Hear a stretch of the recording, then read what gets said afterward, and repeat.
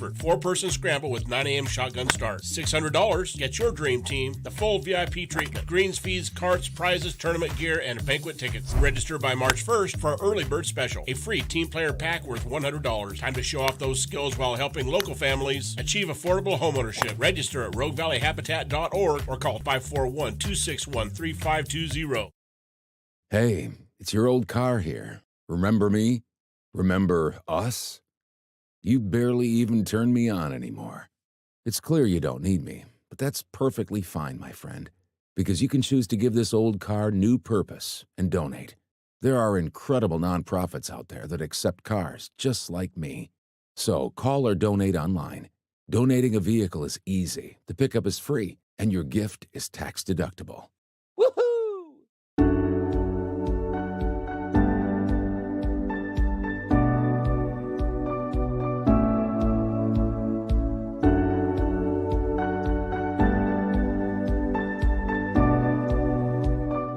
Have you seen Mornings on the Dove?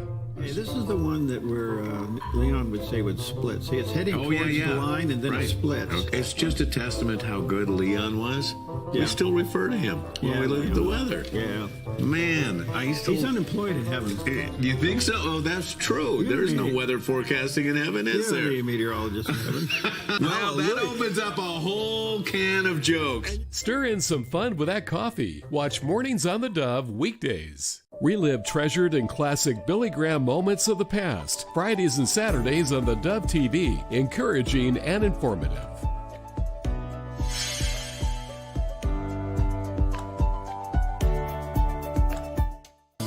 Good morning, good morning, good morning. Welcome to Storm Central. Yes, wow. indeed. I mean, in the last 24 hours, the weather has changed. More is on the way. And did you have to ski in this morning? Almost, man. It's dumping. It's snowing heavily up at my house. Okay. Woof. And they're saying potential valley floor snow today. So we'll keep an eye on that. But good morning. Welcome to Mornings on the Dove. Happy Friday. A little bit of peace going there.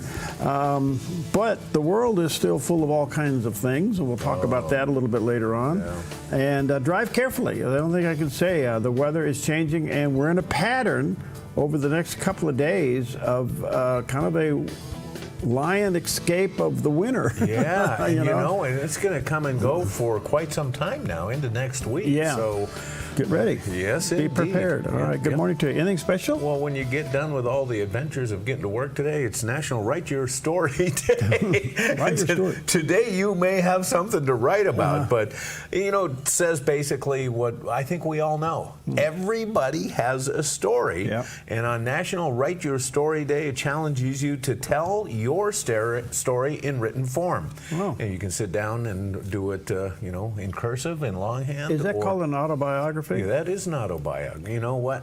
I saw a thing that said, I just read the story of Henry Ford. Oh. It's an autobiography. You did. But Okay. Okay, so write your story. And you know what? You might be surprised what starts coming out when you start writing. You know, it might trigger memories and things that, you know, your kids and maybe even if you have grandkids that they don't know and they may want to know. You know, something that's going on more and more now is people are sitting down and telling their stories because we have, you know video cameras and in our phone and stuff, and that's happening a lot. That's my point. I think you ought to sit down with Grandma and Grandpa with your phone and interview them. Yes. Get those stories out. It's a great idea. Yeah. And then they're too old, too quick, too smart, too late. That's right. Get it while we can still remember those stories. They were who? Moving on, when you're done telling your story, it's National Children's Craft Day. So unleashing the creative energy right in the middle of National Craft Month, celebrating crafting with children. It is an experience that you may want to relive. So try that today. Learn about Butterflies Day. Oh. Yeah. They're nice. Yeah, well, basically looking at butterflies as they begin migrating across country again. Each year the celebration brings an awareness of the varieties of butterflies and their importance to our survival. And butterflies are pollinators, aren't they? Yeah. Because they move and they spread. Do. Yeah, their footprints go from one flower to the other.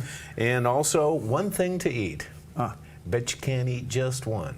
Got to be a potato chip. It is. It's it? National Potato Chip Day. Oh, okay. America's #1 snack food. Millions will enjoy their favorite chip this holiday.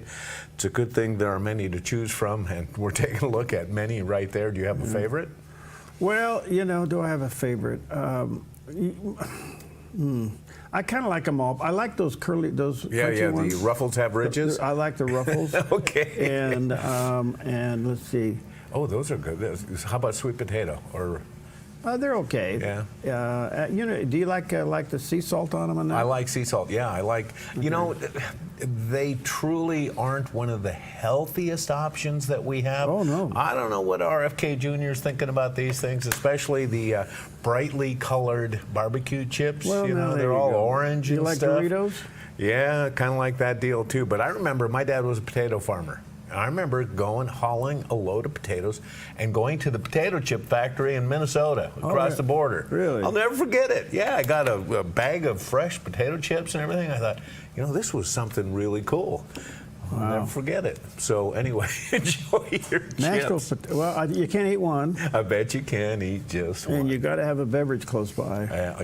Maybe more than one. There you go. All right. All right, good morning. He kind of sea salted. Because the weather here. Winter weather will continue through the weekend and into next week. So today in northern Oregon and southern Washington, rain with snow levels rising from 800 feet to 2,400 feet and daytime high temperatures in the upper 40s to low 50s for Vancouver, Portland, Wilsonville, and McMinnville. Moving down the Willamette Valley with rain and daytime highs near 48 for Salem, Albany, and Corvallis. In Eugene, rain possibly mixed with snow, becoming all rain after 8 a.m. with a high near 48. In central Oregon, rain and snow in upper 40s in Prineville. Snow showers and gusty winds for Bend with a high near 45 and Sun River near 40. Over in Boise, Idaho, mostly sunny with a slight chance of rain and snow and near 48. Rain with gusty winds along the Oregon coast with daytime highs in the low 50s for Coos Bay, Port Orford, Brookings, and Crescent City, California, with a southwest wind gusting up to 50 miles per hour.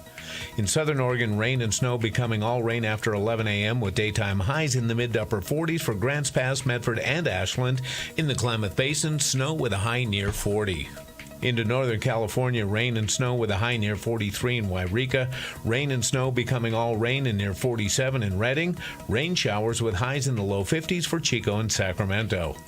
Rainy and breezy across the Bay Area with daytime high temperatures in the upper 50s for Santa Rosa, Napa, San Francisco, and San Jose, with a southeast wind 13 to 18 miles per hour becoming southwest and gusting up to 32 miles per hour.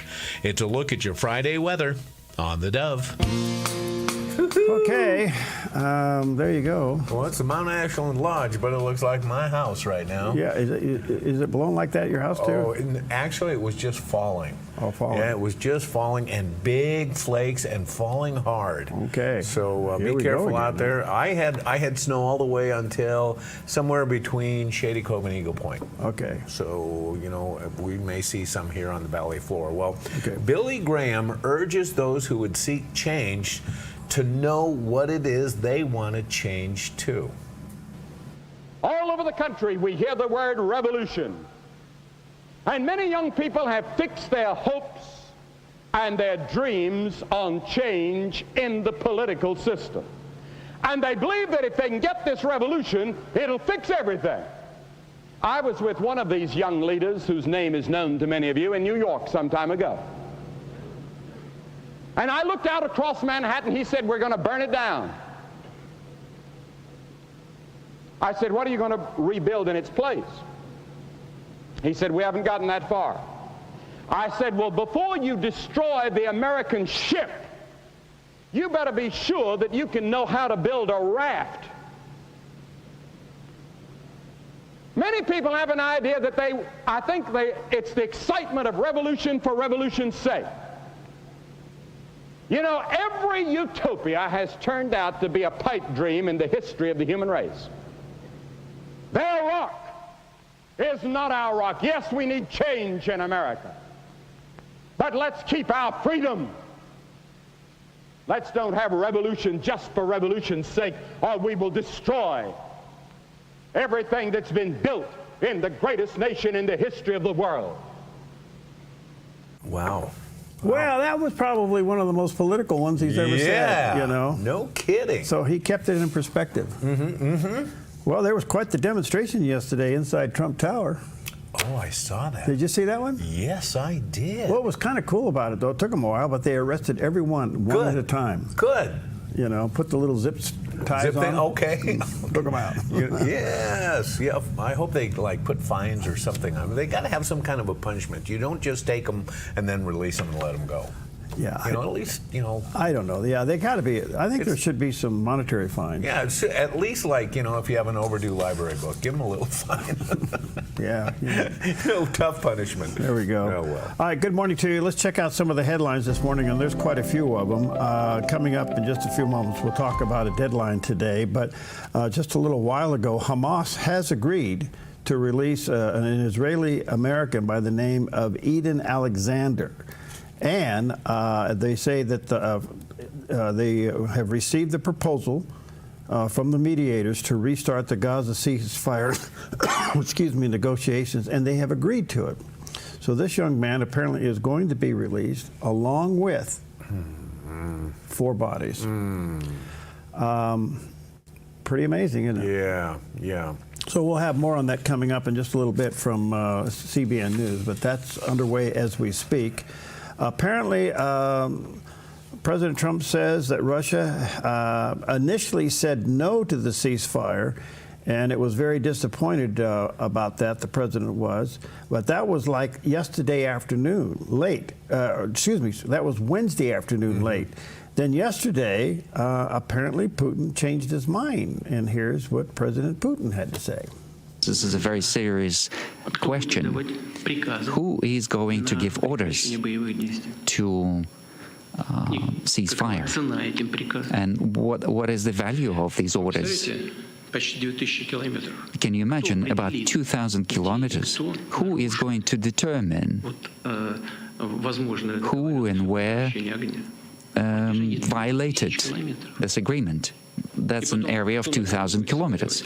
And then who is going to blame who? The violations of this agreement. All of these are questions that need to be thoroughly studied on both sides.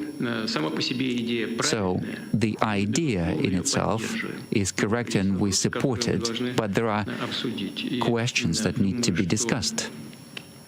And I think we need to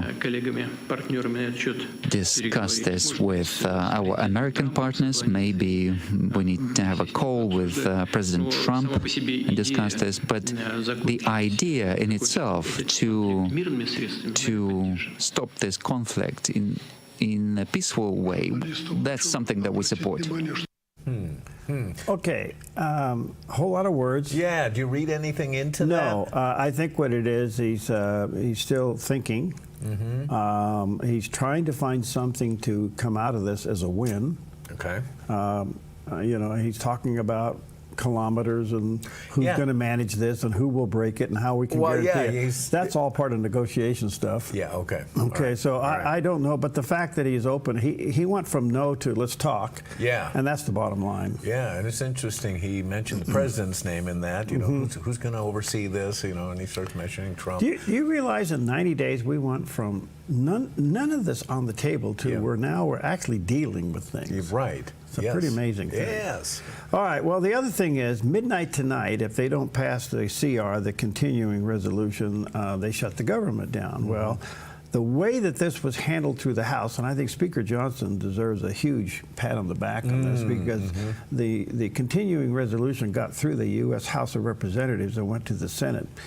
And the numbers were strong, and it gets over to the Senate. And now the burden is clearly on the minority of the Senate, which is Chuck Schumer and the Democrats.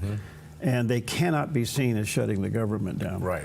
And I think what's so ironic about all of this is, and I say this not because it's a tit for tat, it's just the truth. I don't think that the Democrat likes being fed their own medicine. Oh, yeah, but you warned against They that, don't like the taste of this, and yet this is what they do. Yeah, exactly. So it looks like Chuck Schumer, the leader of the minorities in the Senate, is caving. And here's what he said yesterday. let me be clear about one thing. No one on my side of the aisle wants a government shutdown. Members who support this CR do not want a government shutdown. Members who oppose this CR do not want a government shutdown. Members who oppose this CR want the Republicans to take their responsibilities more seriously and to negotiate spending bills that will address the many needs of the American people. I respect them for that. Unfortunately, though, this Republican Party is the party of Trump. As bad as passing the CR is, as I said, allowing Donald Trump to take even much more power via a government shutdown is a far worse option. Interesting. Well, look, this is probably the biggest piece of humble pie he's ever eaten in a long time. Yeah. And it looks like he is going to vote for it. Why? Because the consequences and of the Democrats owning a government shutdown, which they've been on the other side of the equation for so long. Yes. Now they're on this side of the equation. So this is a, I want to say this respectfully, this is a huge loss for the Democrats. I think so, yeah. And it's a huge loss for Chuck Schumer personally. Right. What? And there's no gaining this momentum back. I don't think once this goes through, they are on their way. They're through all the obstacles and the hurdles. Yeah, but it did not stop them from threatening a government shutdown. No. Obviously, it seemed like just threats. And Chuck Schumer's taking some heat right now from some Democrat colleagues, and especially AOC is just up in arms about it. But on Newsmax's Wake Up America, North Dakota Senator John Hoeven slammed Chuck Schumer and Senate Democrats for threatening a government shutdown over a continuing resolution.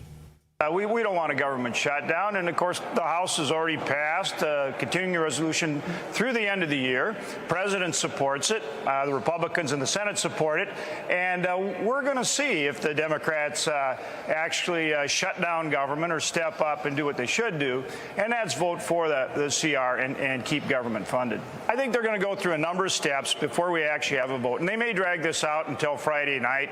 The government's funded until midnight Friday night. I think they're going to want to vote on a 30-day continuing resolution and argue that we need to keep negotiating. Well, that dog won't hunt. The House has already voted. The President's on record. That's just a stalling tactic. But I would guess we'll probably let them have that vote and see if that clears the way. But ultimately, Democrats are going to have to decide whether they vote for this continuing resolution. And the reason it's a CR is because Chuck Schumer, Senator Schumer, refused to put one single appropriations bill, not one bill, on the floor last year. So, of course, we're in this situation. He forced it. And actually, in this continuing resolution, we do a number of things. One, for the first time in a long time, we actually reduce spending. That's important to get after the debt and deficit.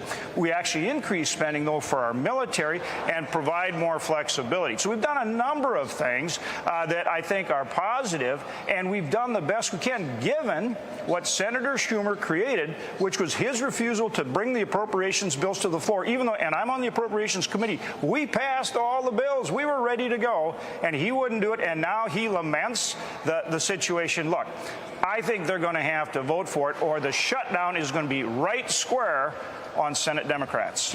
Yep. Yeah, so it looks like the decision is made that the Democrats will go for it, at least Chuck Schumer. Now, there's the other part of this. There's about 3 Democrat senators that are in purple areas, and they're up for re-election. So it's really a tricky deal. AOC, I mean, why do we, listening to AOC is like listening to The View, which is like listening to fingernails on a blackboard. Oh, you are so right. Oh, yes. Why do we do this? I don't even know why she's quoted. Yes. And you know, I did do something last night, and I do this only because I guess I'm crazy. I don't know. But I want to see how really the other media is covering all of this. Yeah, right. And folks, it's no longer fake news. It is just outright crazy news. Right, yeah. I watched CNN's take on this story, and people walk away and call CNN a truth detector. Oh, my gosh. You got to be kidding me. Right. Right. They are blatantly lying. Blatantly lying. And you take the facts and the story, and they don't even line up. Yeah. You get over to MSNBC, it's in meltdown. Same thing. They're going down. And I don't wish that on anybody. I don't like to see any industry or company fail, but they're doing it to themselves. Right. Yes, it's kind of like a state spending more money than they have. Yeah. California's doing it to itself. Yes. And so, when I watch the other news media cover this, and especially last night, with the last-minute tariffs and the fall of the stock market, do you realize this? Inflation is going down, not up. Yeah. You had Steve Forbes. You have some of the smartest economists out there. Now, a lot of people may not like long-term tariffs, but let me ask you this. Of all the tariff threatening that's going on, how much of it's been pulled back as a means of negotiation? Oh, yeah, a whole bunch. That's the point. Right. And Yes. so you listen to this and you kind of go, you guys, I don't know. I guess we live in such a fast-paced world, and most of us are lazy now. We don't dig down on anything. We just believe what our good friend Bob just calls headline news. That is true. And that's what we take. And if the headline's miswritten, right, you're going to go away with the wrong data. Yeah. You know. Yeah. But anyway, this and is the just speed crazy. of the things that are going on. It's hard for anybody, especially hard for the Democrats, to keep up with this administration. Well, look, the Democrats for decades blame you for what they're doing. Now they're getting the pushback that they have never, ever gotten. They have never gotten this kind of a pushback. Right. Never. Right. It's like having their head under a paddle wheel. Bang, bang, bang, bang, bang, bang, bang. And you know what? That's what it takes to push this nonsense back. Yes. Yeah. Bang, bang, bang, bang. Oh. Wow, bang, bang. Okay. We're going to go get some potato chips. We'll be right back.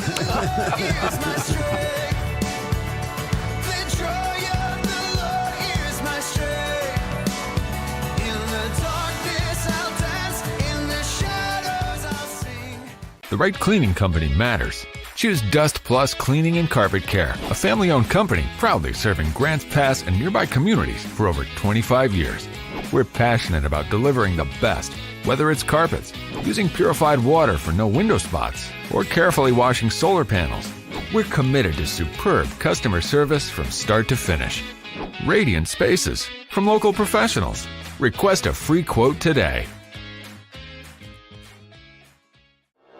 This is CBN Newswatch. Watch breaking news, exclusive stories and programs, credible news reporting. We show you what's happening in the world and how you can pray about it. This is CBN Newswatch, because truth matters. CBN Newswatch, weekdays at noon on the Dove TV. A ministry moment on the Dove. You really have sort of the wireframe, if you will, the template of how to pray. First of all, it's your Father who art in heaven. Yes, He's God. Yes, He's all-powerful. But guess what? He's your Father. And He's your Father who loves you. Jesus said, it's your Father's good pleasure to give you the kingdom. We don't follow a stingy God. We don't follow an angry God. God is not mad at you. God is mad about you. And He can't keep His eyes off of you. And He wants to hear from you. My Father who art in heaven, hallowed be your name. Your kingdom come, your will be done on earth as it is in heaven. It's great to offer worship and praise to God when you pray. Thank Him for what He has already done and ask for His will in your life. A ministry moment on the Dove. Welcome back, and welcome to Santa's Village here. There he is. Check this out. We have, and you know what? We've been, talking about this. We've been giving away ski passes at the Rogue Valley Ski Shop. People have been signing up, winning the passes. It's been a great thing. And then we have the culmination of it all, this gift basket worth $450. It's got 2 all-day lift tickets to Mount Ashland. It's got a $100 certificate from Organic Element Spa, $125 gift certificate to Black Flag Armory, toward your concealed carry class. I love Well, it. we just want to cover all. Hey, you know what? I got a perfect story to go with it. Yes, you do. I do. Right. I got a great story going on. 12-ounce packs of Good Bean coffee and all kinds of swag from Mount Ashland. I'm looking in here. There's great stuff. And we have a winner, and our winner is Tristan Ritter. Congratulations to you. You're going boarding or skiing, and you got all this good stuff. And thank you, everybody who signed up and participated. Thanks for Nancy putting this all together. And especially Rogue Valley Ski Shop and Mount Ashland, who has given away a lot of tickets, and they're really generous to us. They bring us up skiing, and I know we talk about it a lot, but they're very generous, and we appreciate it. Think about this, folks. We only talk about it about 4.5 months, and then it goes away. That's true. But Jerry still looks at the mountain when it's bare. So, so Tristan Ritter, congratulations. Congratulations. You are our winner. All right, good stuff all the way around. Well, speaking of what is the concealed permit course in there? Yeah, I love it. Yeah. Well, there's a little bit of a problem up north. The long simmering tension it kind of overboiled the other day with the law enforcement officers.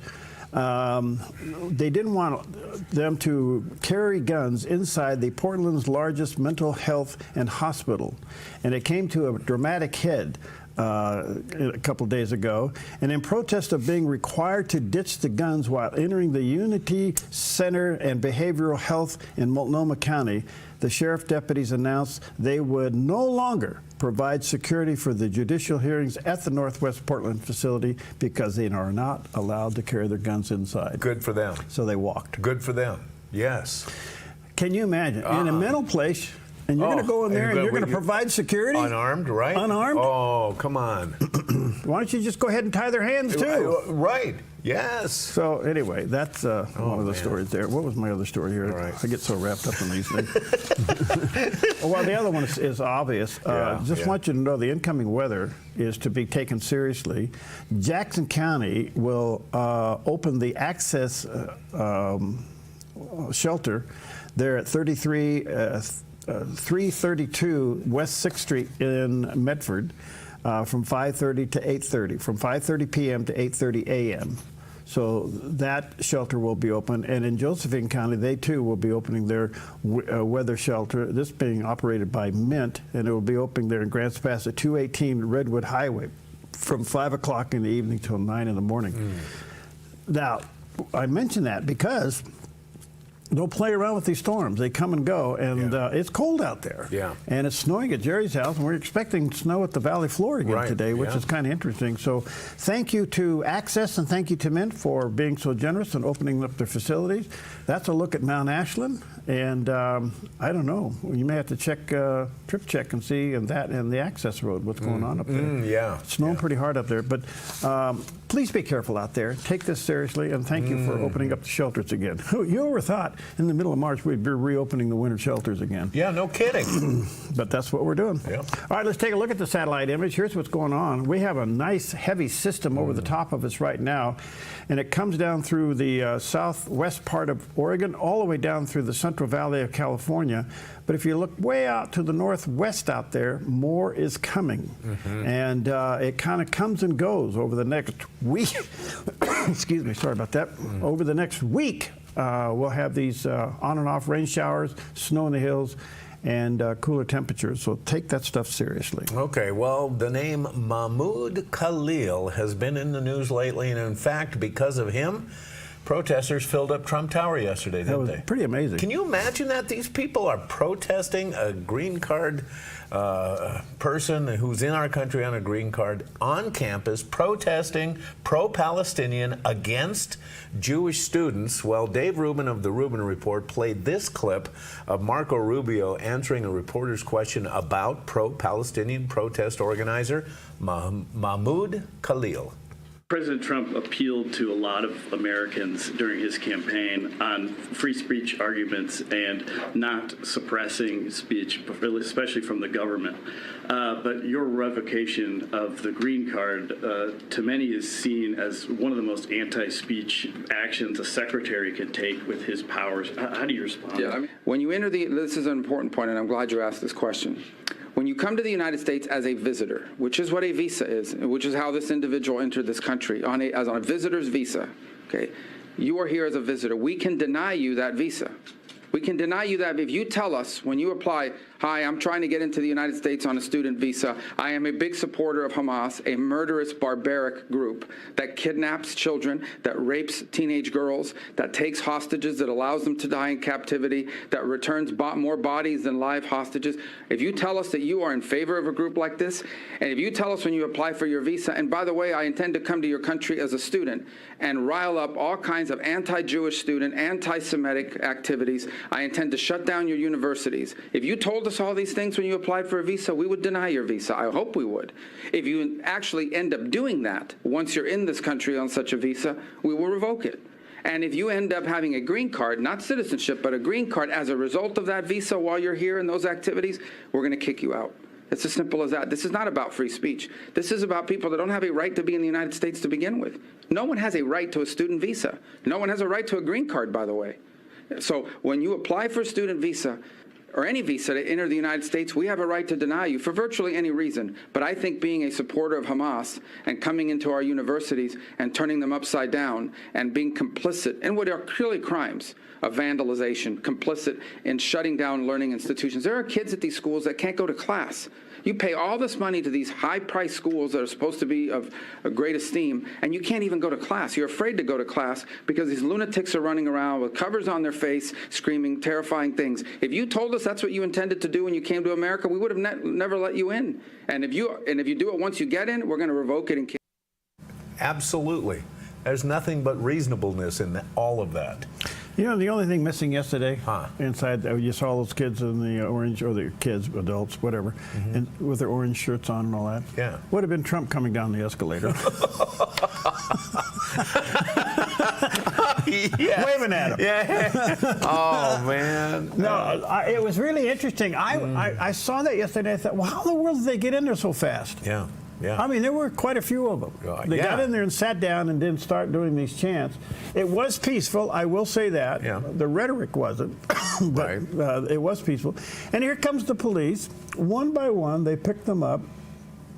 They put these zip ties on them and lead them out. Some of them didn't walk out. Some of them they had to carry out. They had to carry, okay. You know, but that's typical protesting stuff. Yeah.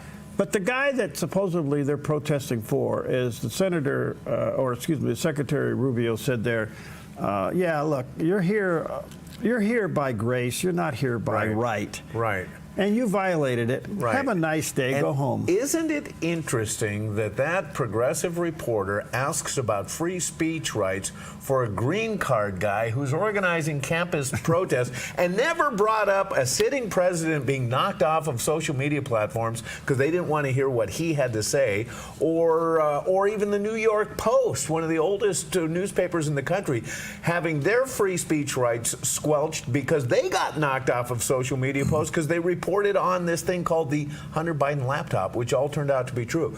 It's very selective how they then come in and talk about free speech rights. Mahmoud Khalil, you're worried about his free speech rights? Yeah. Oh my goodness. Look, they're in meltdown. They don't. Yes. The only thing they have is Trump's a bad guy. That's it. That's the only thing. That's their only message. That's it. Yep. The only message they have. All right. Okay. But I'll tell you what. Potato chips. What's his first name? Mahmoud. Okay. Well, as we send you out, we'll give you a bag of chips. Okay. We'll be right back.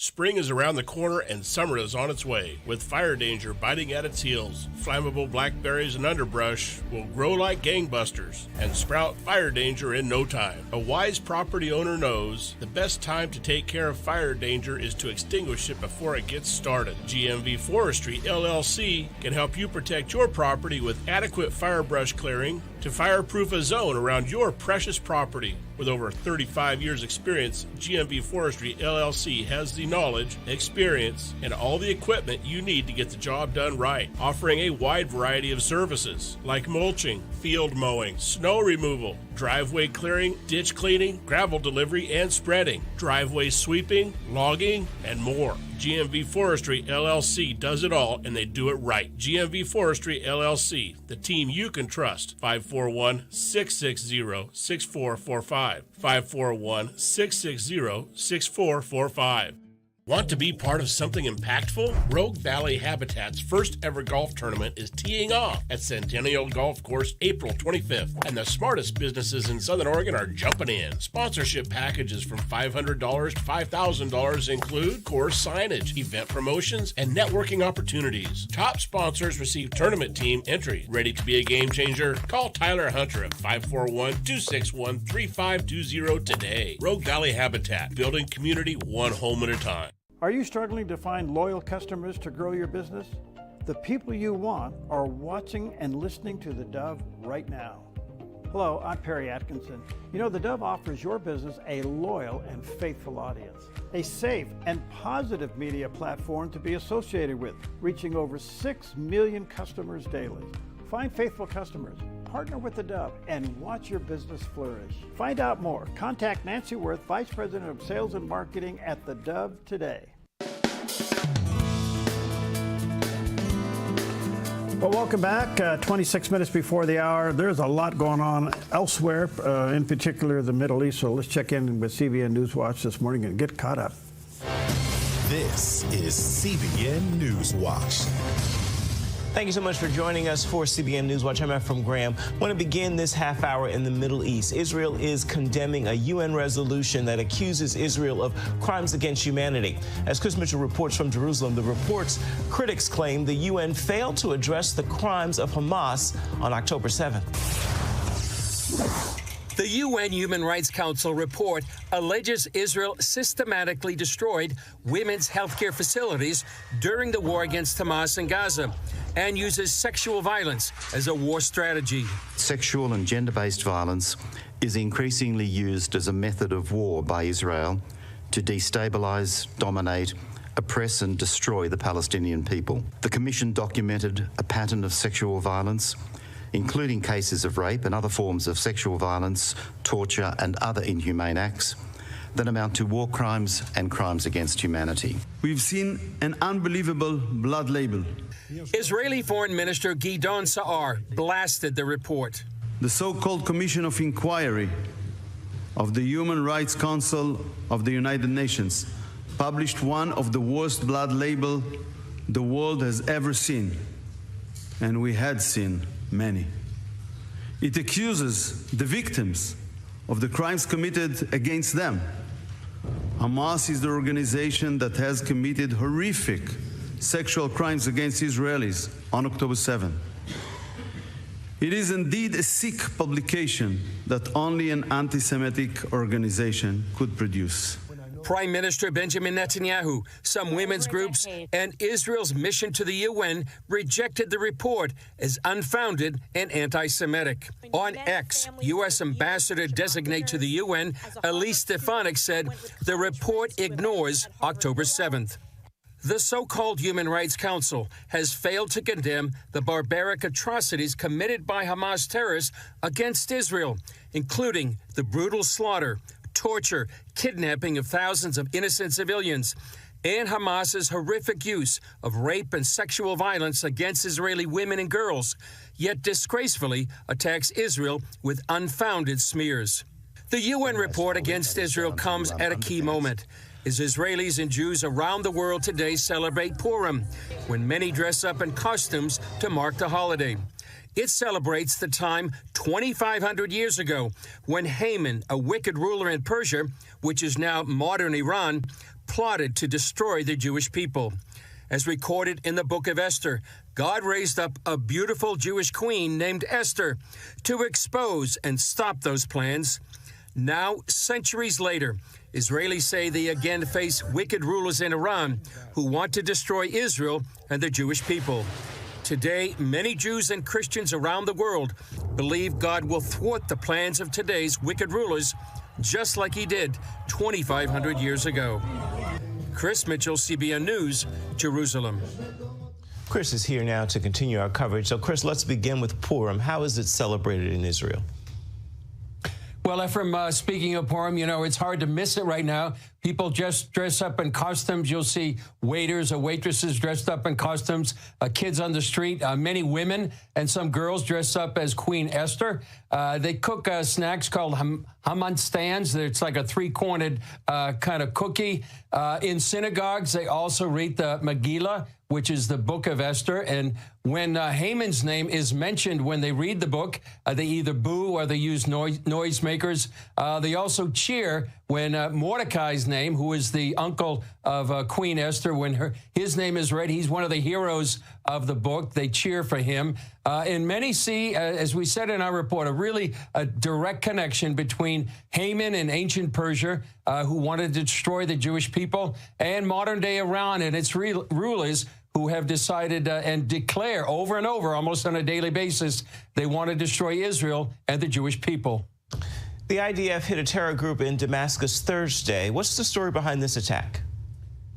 Well, they struck a headquarters of the Palestinian Islamic Jihad that was planning terror attacks against Israel. Israeli Prime Minister Netanyahu said they're doing it because they have a clear policy. Whoever is attacking Israel or plans to attack us, they will attack them.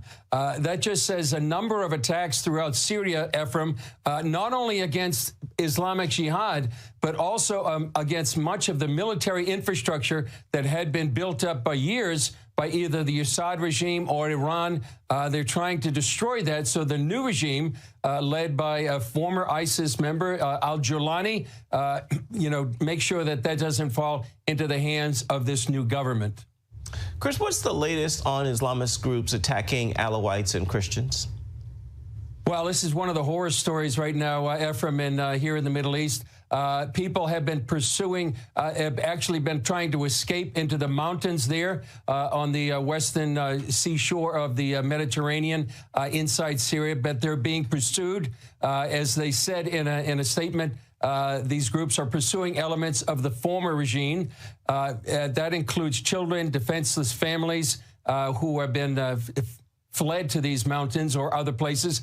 They've been burning villages, and actually, Ephraim, they've been killing Sunni families.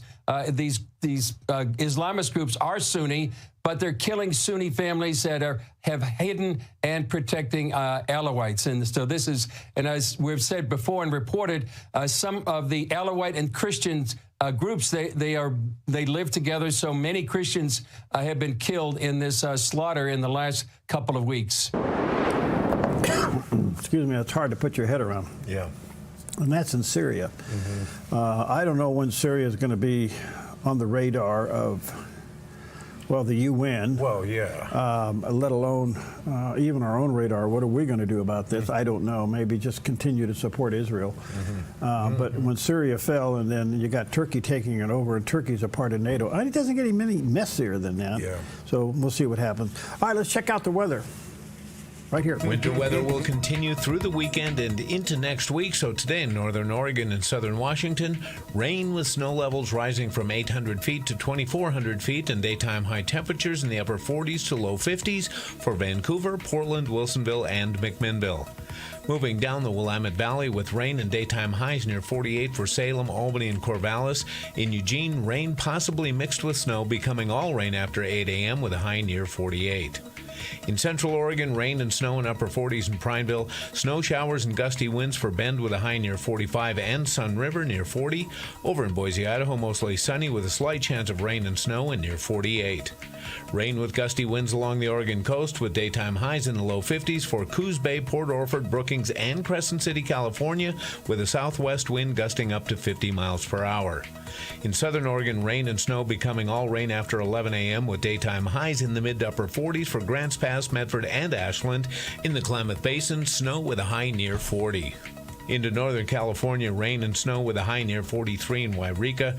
Rain and snow becoming all rain and near 47 in Redding. Rain showers with highs in the low 50s for Chico and Sacramento. Rainy and breezy across the Bay Area with daytime high temperatures in the upper 50s for Santa Rosa, Napa, San Francisco, and San Jose, with a southeast wind 13 to 18 miles per hour becoming southwest and gusting up to 32 miles per hour. It's a look at your Friday weather on the Dove. Okay, and there's a look at your Friday lodge. The snow's going sideways and in every direction. Up, down, and sideways. Wow. How about that?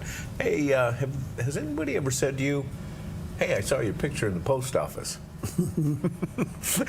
Well, it's an old joke, because we know what those pictures are.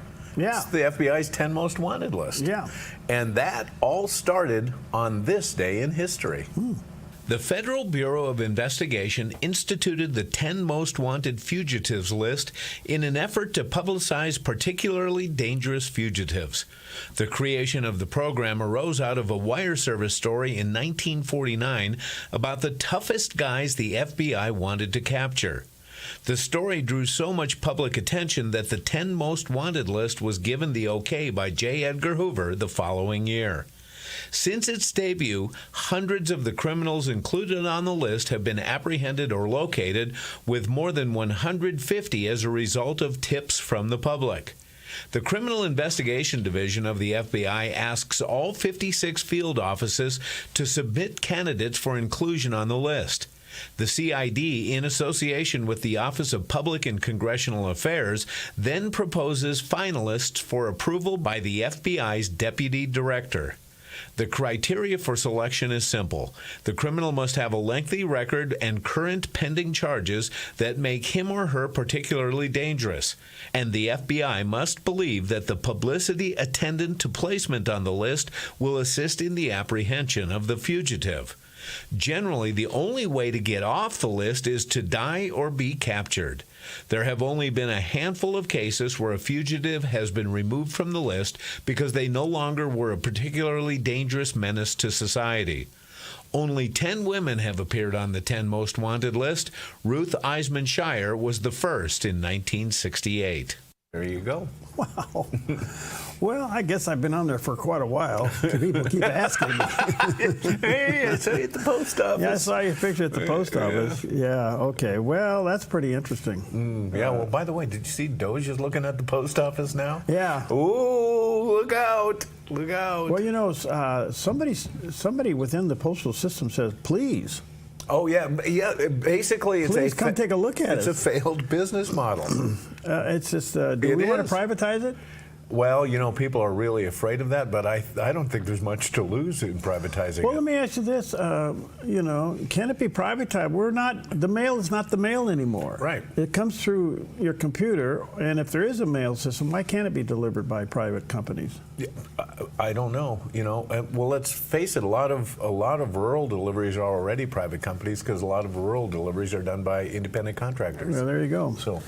All right, there's a story in the Bible, and I've heard a lot about this particular problem that Paul had. It was called the thorn in the flesh. Mm-hmm. And I have read a lot of speculations on what this may have been. Yes. But nobody really knows. Right. But a lot of people are pretty emphatic that they know. Okay. Which is kind of crazy. Yeah. All right. So anyway, this is a little bit from the Charles Spurgeon's Morning and Evening as it relates to that story. My grace is sufficient for you. 2 Corinthians 12, verse 9. If none of God's saints were poor and tried, we should not know half so well the consolations of divine grace. When we find the wanderer who doesn't have anywhere to lay his head, who can yet say, "Still will I trust in the Lord." When we see the pauper starving on bread and water, who still glories in Jesus. When we see the bereaved widow overwhelmed in affliction, and yet having faith in Christ, oh, what honor reflects on the gospel. God's grace is illustrated and magnified in the poverty and trials of believers. Saints bear up under every discouragement, believing that all things work together for their good, and that out of apparent evils, a real blessing shall ultimately spring, that their God will either work a deliverance for them speedily, or most assuredly support them in the trouble, as long as he is pleased to keep them in it. This patience of the saints proves the power of divine grace. There is a lighthouse out at sea. It is a calm night. I cannot tell whether the edifice is firm. The tempest must rage about it, and then I shall know whether it will stand. So with the Lord's work, if we are not on many occasions surrounded with tempestuous waters, we should not know that it was true and strong. If the winds did not blow upon it, we should not know how firm and secure it was. The master works of God are those men who stand in the midst of difficulties, steadfast, unmovable. Called mid the bewildering cry, confident of victory. He who would glorify as God must set his account upon meeting with many trials. No man can be illustrious before the Lord unless his conflicts be many. If then yours be a much tried path, rejoice in it, because you will the better show forth the all-sufficient grace of God. As for his failing you, never dream of it, hate the thought. The God who has been sufficient until now should be trusted to the end. Amen. Wow. Wow. You know, obviously God does miracles, and God does things instantly, and then God chooses to do things over time. And in this particular thing, where it reflects, Paul 3 times begged God to take it away, and God said, my grace is sufficient for you. There's a clear example that when the load is heavy, he strengthens the back. Absolutely. So, and your thorn in the flesh is different than mine. Yeah, true. And I think one of the things that comes out of this, because I read a lot of people say, well, it was this, it was that, all these things. I don't, who knows really, but the point being is your thorn humbling you? Or is it angering you?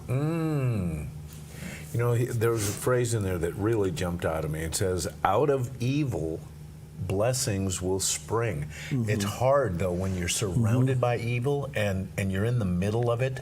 It's hard to keep that in mind, but it will happen, and it can happen. Yeah, it does. Yeah. All right, we'll take a quick break. We'll be right back.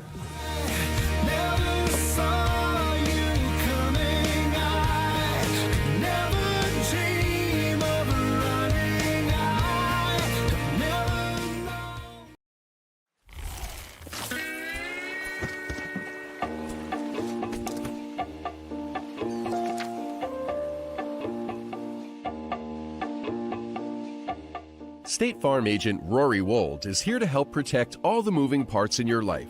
With home, life, and financial services, Rory and his team make it simple to bring together what matters to you.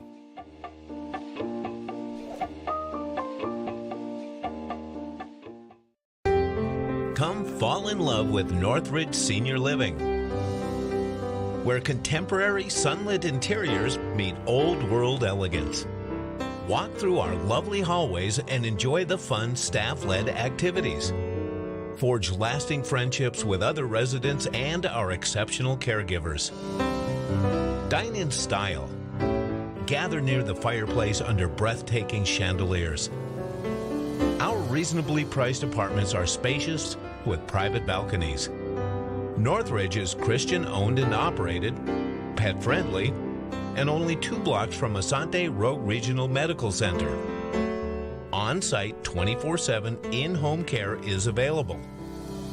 We also offer senior adult daycare where your loved one can spend the day with us and the evenings with you. Northridge Senior Living, your home. Arrested and sentenced to life in Turkey, Pastor Andrew Brunson almost gave up hope. I began to question God's existence. What gave him the courage to believe again? I had many questions for God, and I became aware at some point that God had questions for me. Andrew, are you going to love me when you don't see my love? Are you going to be faithful to me when you don't see my faithfulness? Friday morning at 11 on the Dove TV. Welcome back. Welcome back. Happy Friday to you, 9 minutes before the hour. Yesterday, I had Dr. Stanley Wrigley on. He's quite a guy. He wrote a book. He's a college professor, DEI Exposed. And boy, he's done his homework. And he's a college professor. And he's saying DEI was ruining higher education and continues to ruin higher education. But I asked him a simple question. I said, Dr. Wrigley, did DEI stem from affirmative action? And here's what he said. certainly attached to it, certainly connected to it in the sense that affirmative action began back in the 1970s. And it has grown. I think it's more of an outgrowth. If you look at Dinesh D'Souza's 1991 book, Illiberal Education, that was a book that was so prescient that tells basically where we are now. It's predicted where we are right now. It's gone through the multiculturalism, cultural competency, critical theory, critical race theory, critical legal studies, on up into its current manifestation, DEI, which is basically the executive arm of critical race theory. You know, there's a lot of grant money that has been going to folks who are investigating systemic racism and institutional racism and that sort of thing. And along with the National Endowment for Humanities and, of course, health-related grants that are looking at the health effects of institutional racism and that sort of thing. It's been a bounty for folks, and I think that universities will not voluntarily ever step away from where the money is coming in, no matter how right and proper it might be. But I think that what we've seen in the last couple of weeks with respect to the Department of Education's diktat to universities is that you will obey American civil rights law, you will observe equal protection clause of the Constitution, or you will put your own federal dollars at risk. This really got the attention of America's universities, and I think we're having a conversation now that is long overdue. That's wonderful. So DEI is the executive arm of CRT. That's pretty cool. That is. That's right. Very good. Go ahead. You know, we love hero stories. I got one. A bus driver in Kentucky who went far above and beyond the call of duty when he saw one of his regular riders in distress. A child named Levi was crying when driver Larry Farish Jr. arrived at his bus stop. Farish said, "Normally when I pull up, he's standing there waiting for me with a big smile, but on this day he was sitting on the ground with a jacket over his head. I asked him, 'Hey buddy, what's going on? What's wrong?' It turned out that day was pajama day at Englehart Elementary School, but Levi didn't have any, so he was going to miss out on all the fun.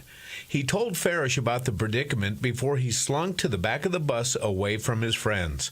Farish said, "I thought I got to fix this," adding that he went to Family Dollar store and picked up 2 pairs of PJs before rushing back to Englehart and surprising Levi in class, and Levi's face immediately lit up. Levi hugged the pajamas close to his chest and thanked his bus driver warmly, saying he did a happy cry. The school, located in Louisville, Kentucky, shared the story on their Facebook page, leading to a flood of pro-Larry comments, with all agreeing the world could use more of him. One commenter said, "Larry is the absolute best, and kiddos know they are in great, caring, capable hands with him." Everybody wants to get on Larry's bus. Yeah, that's right. Larry has found his call. He used to be a correctional officer, and he started driving bus, and he said, "This is it for me. This is what I like to do." So he was there for him. Did you ever ride a bus? Oh, yeah. Did I ride? I lived on a farm. Yeah, so did you ever get corrected by the bus driver? Yeah. Did you get moved from the back to the front? I had a grandpa who was a farmer. Yeah. And a lot of farmers drove school buses in the wintertime. Yeah. And so my grandpa drove my bus sometimes, and I had to be good. Oh, yeah. It was Grandpa up there. Oh, yeah. Well, we'd gather in the back of the bus, and then we'd get in trouble when we got moved to the front of the bus. And that mirror, that big mirror up there, yeah, boy, that bus driver could see anything. Everything. You wonder how he caught so much from the mirror and never watched the road. All right, here's a great verse for you today. Lamentations 3, verses 22 and 23. This is a great word. The steadfast love of the Lord never ceases. His mercies never come to an end. They are new every morning. Great is your faithfulness. What a great promise. Take that with you today. And don't forget to look in the rearview mirror and see if your kids are messing up. Understand it is my song, and I sing, my hope is in you, Lord. Your property demands equipment with more reliability, durability, and versatility built in. Kubota equipment is ready to get the job done right.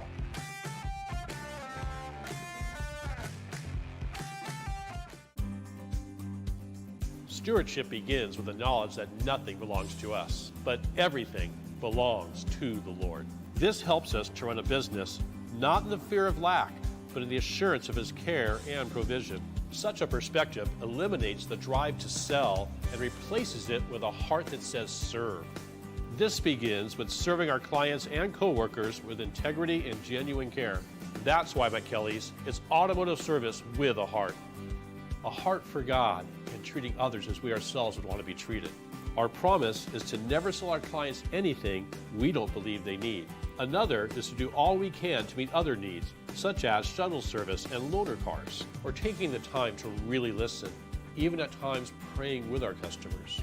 Sometimes this means sacrifice, going above and beyond, but that's why I work for Kelly's Automotive Service, honoring God while serving people with honesty and integrity. Get ready for fun at Rogue Ski Shop Think Snow Sale. Boulder Gear clothing now 20% off. Goggles, adults starting at $29, kids starting at $26.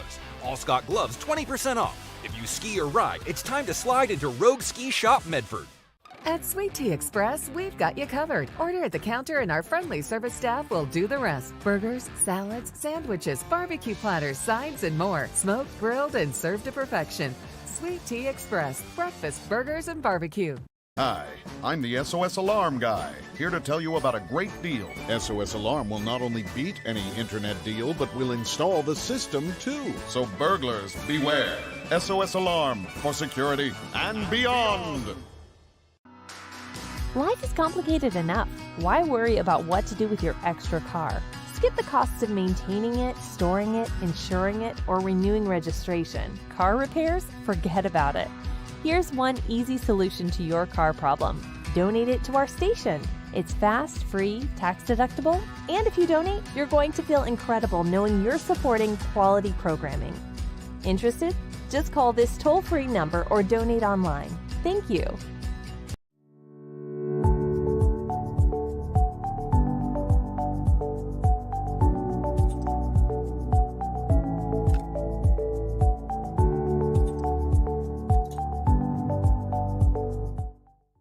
Go behind closed doors to witness biblical counseling with real people.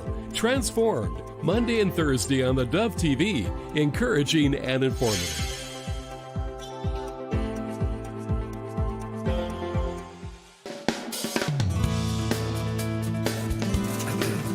Good morning, good morning. Welcome to Mornings on the Dove, where Jerry Billman shows up. And the only reason he's not at his other office is because he can't get there right now.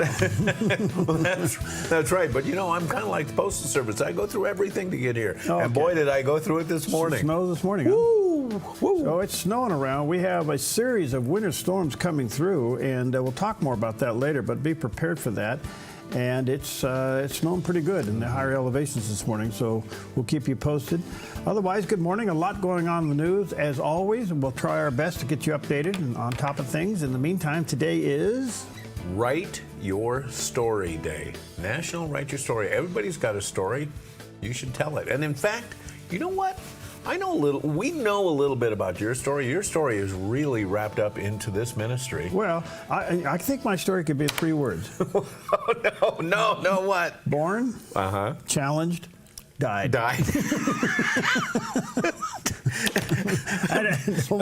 Maybe I could put it in 100 pages. BCD. That's a one-page book. Yeah. Well, this challenges all of us to sit down and write our stories. And sometimes when you do that, it triggers memories, things you forgot about that you want to tell.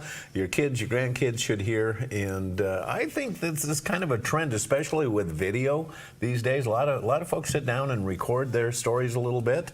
But either way you do it, it is of great value, especially to those who love you. Well, I want to say to children, take your phone and sit down with your grandparents and interview them. Yeah. You're going to be so glad you did that. Absolutely. Okay. It's also National Child's Craft Day. Oh. So sit down with your children, with your grandchildren, whoever they may be, and do some crafts. Do you have any crafts that you actually like to do? Well, my grandchildren now are... Well, they're all big. Well, they're all college students. Yeah. So, I don't know. It's what they're getting into. Yeah. One's getting in the media, one's working on cars, and the other one's going to be a psycho. I mean... Excuse me. She's studying psychology. I see. My granddaughter. Yes. She is, isn't she? Yeah, she graduates with a degree in psychology. And I did ask her the other day, we're sitting here, and I said, so if I came to your office, how would this conversation begin? Oh, no. And I was surprised. She had the right answer. Really? Yeah, I go, Does it make you a little reluctant to get into an in-depth conversation Well, she with did say this. She says, it's going to take time and you have to be honest. Oh. This is coming from my granddaughter. Wow. And I'm going, wow.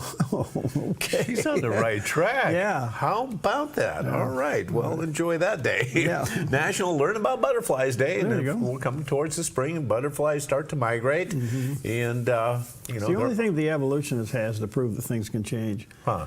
Butterflies.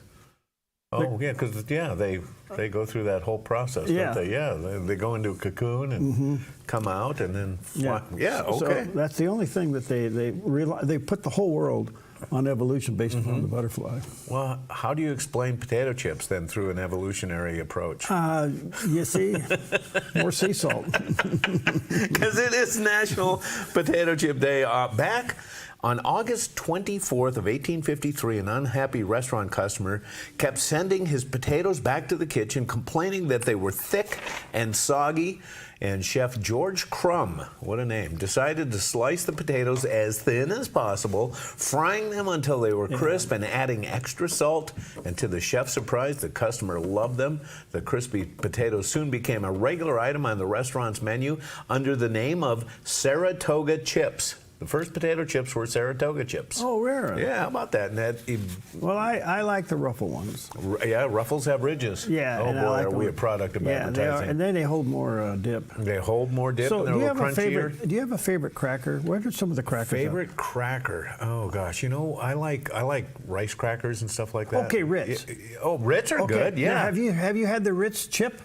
Yes. They're fabulous. It's wonderful. Yes, you are right. It's the newfound thing. It is. And if you haven't had the Ritz chip, let me encourage you. You cannot eat one. Right. They're more addicting than potato chips. I think they are. Absolutely. Yeah. Well, you really got me off track, but now I want some.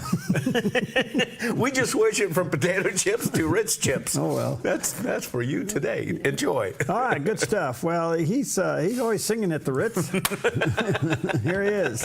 Winter weather will continue through the weekend and into next week. So today in northern Oregon and southern Washington, rain with snow levels rising from 800 feet to 2,400 feet and daytime high temperatures in the upper 40s to low 50s for Vancouver, Portland, Wilsonville, and McMinnville.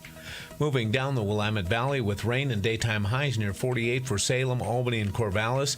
In Eugene, rain possibly mixed with snow, becoming all rain after 8 a.m. with a high near 48. In Central Oregon, rain and snow in upper 40s in Prineville, snow showers and gusty winds for Bend with a high near 45 and Sun River near 40. Over in Boise, Idaho, mostly sunny with a slight chance of rain and snow and near 48. Rain with gusty winds along the Oregon coast with daytime highs in the low 50s for Coos Bay, Port Orford, Brookings, and Crescent City, California, with a southwest wind gusting up to 50 miles per hour. In southern Oregon, rain and snow becoming all rain after 11 a.m. with daytime highs in the mid to upper 40s for Grants Pass, Medford, and Ashland. In the Klamath Basin, snow with a high near 40.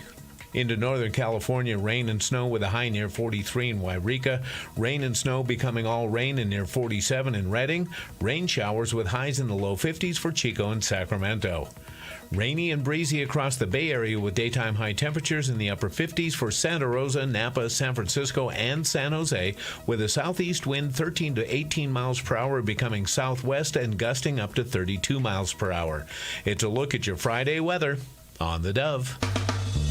Okay, well, this is interesting because that's the top of the hill. There's some snow up there looking down with a kind of a high fog over the city and little pockets of clouds. Yeah, it looks like we have a little break in the action. Doesn't look like much going on out there. No, it doesn't right at the moment. There's some snow up there. You can see the snow in the trees. Yeah, hold on. Hold on. It could change. There you go. Hey, how are you on memorizing things these days? I have to force myself. I have to. Well, you're doing a better job than me, I think. I can hardly force myself to memorize stuff. Really? Oh, golly, ask Barry. You know, he read a spot for me, and I'm looking at it and say, can we do this like a couple lines at a time? Oh, okay. Yeah. Well, if you're asking me to memorize something in a minute. Well, okay. No. And that's different than memorizing scripture, isn't it? I mean, you can take some time on scripture. Yeah, and you should. In fact, That's a great segue because Billy Graham is here to encourage us to get into the Bible and memorize Scripture. Religiosity can become a god. You know, there's a great emphasis today on the occults. I was asked about it on television today in an interview. Satan worship. People today that are going after all kinds of false spirits across the country and in Europe and in the Far East as well. It's become a big thing and a big business. And many young people across the country are being fooled by all kinds of cults and spirits and devils and demons. Beware, you're dealing with the dark powers that are very real. How did Jesus overcome the devil? By arguing? No. By debating? No. He quoted Scripture. The Bible says that he was filled with the Holy Spirit. He was walking according to the will of God. And he quoted the Bible. And every time he quoted the Bible, the devil was defeated. That's the reason it's important to memorize Scripture, study the Bible.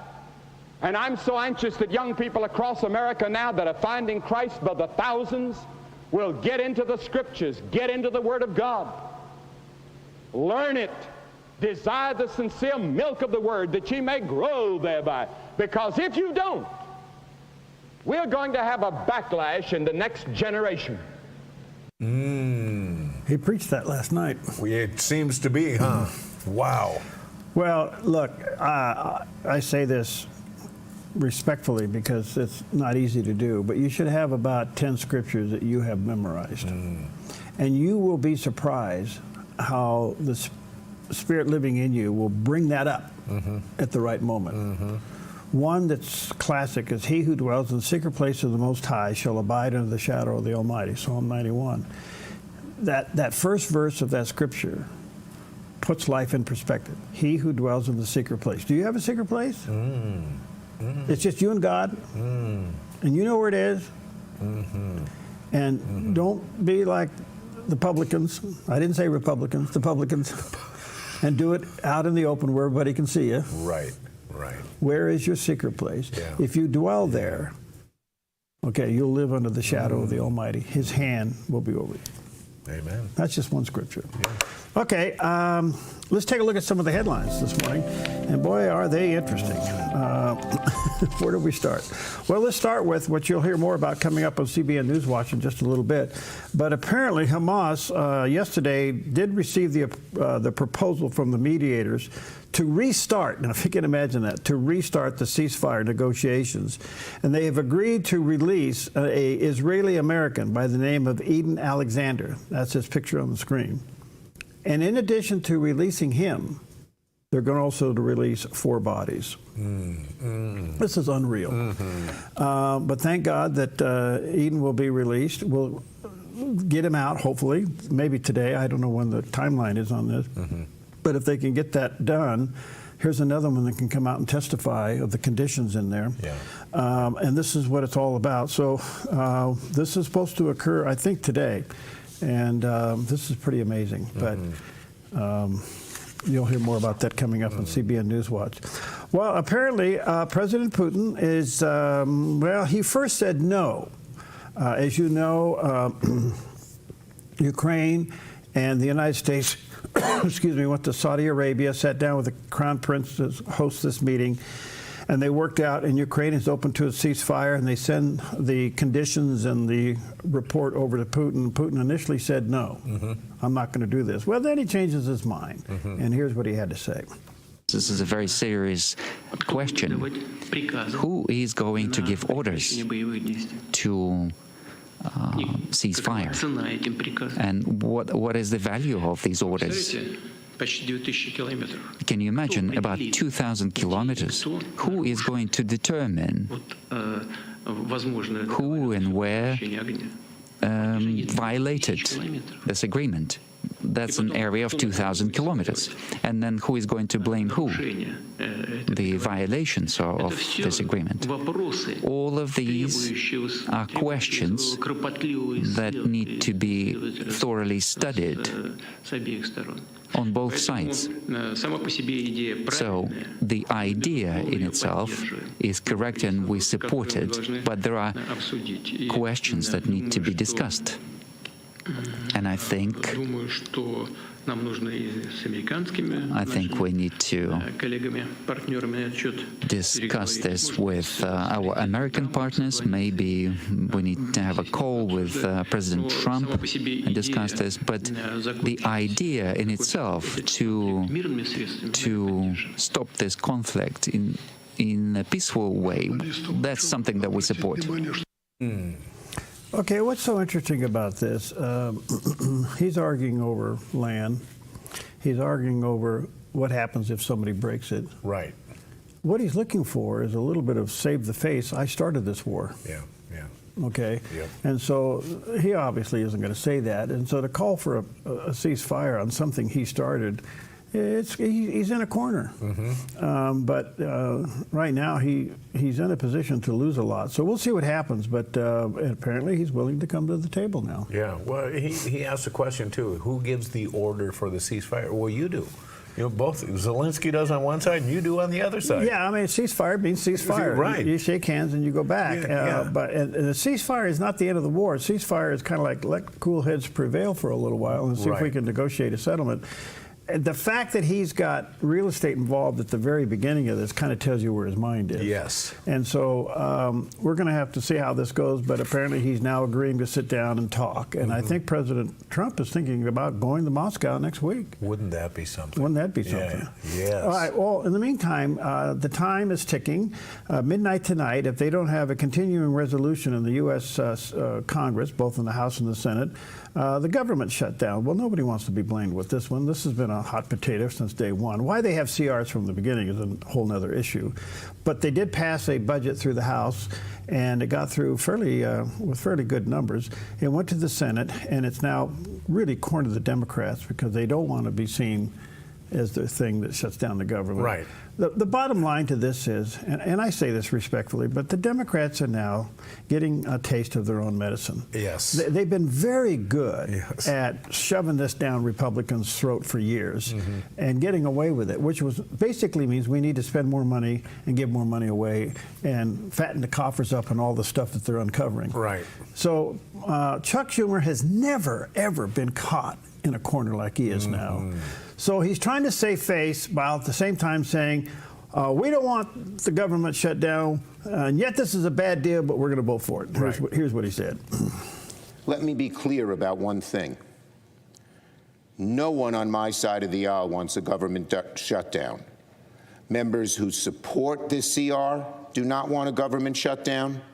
Members who oppose this CR do not want a government shutdown. Members who oppose this CR want the Republicans to take their responsibilities more seriously and to negotiate spending bills that will address the many needs of the American people. I respect them for that. Unfortunately, though, this Republican Party is the party of Trump. As bad as passing the CR is, as I said, allowing Donald Trump to take even much more power via a government shutdown is a far worse option.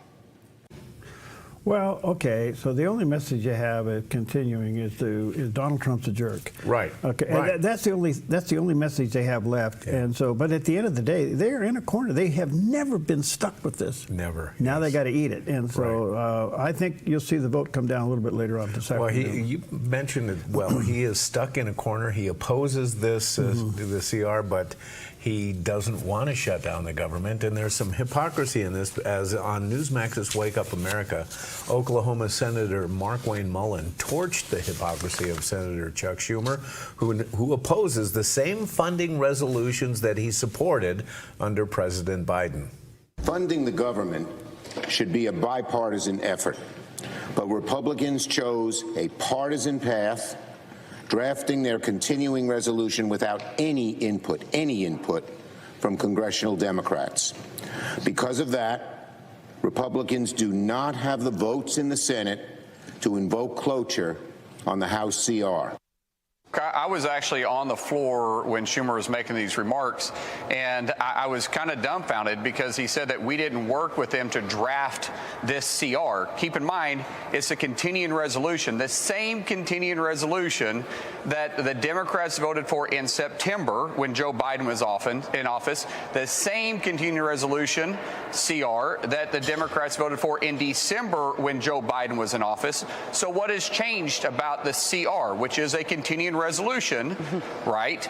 The difference is it's Joe Biden's not in office and President Trump is in office, and they're willing to shut down the government. Now, this is an A or B choice. They either choose A, to fund the government in a continuing resolution that they've already passed twice underneath Joe Biden, or B, shut down the government. And guess what? The federal employees that they say they've been fighting for, remember the ones that are going out in front of these federal buildings, beating these drums and singing these awful songs? They either, if they do that, what happens is they essentially give the authority to the White House to choose essential and non-essential employees and essential and non-essential agencies, meaning that President Trump can shut down these agencies that are causing a problem anyways, and also get rid of those employees underneath the government shutdown.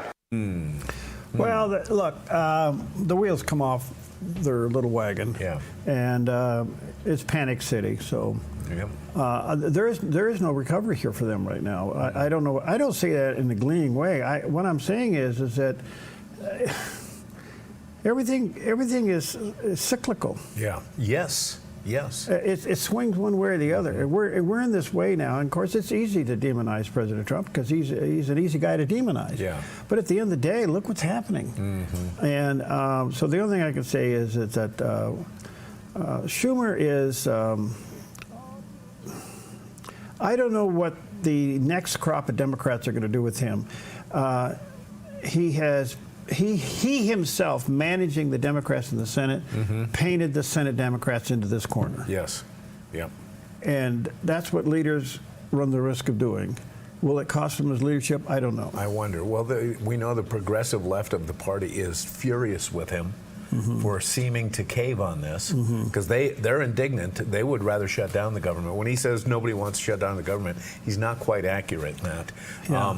But will he get the votes? I don't think so. And look, a true Democrat, a true liberal is going to have to, we'd rather shut down the government. What they're actually saying is we can't shut down the government, but we have to keep saying we do. Right. Yeah, that's true. I mean, they're stuck. There's no way out of this. Again, they're playing checkers. Trump's playing chess. And he checkmated him. Yes. Yes. We'll be right back. All right.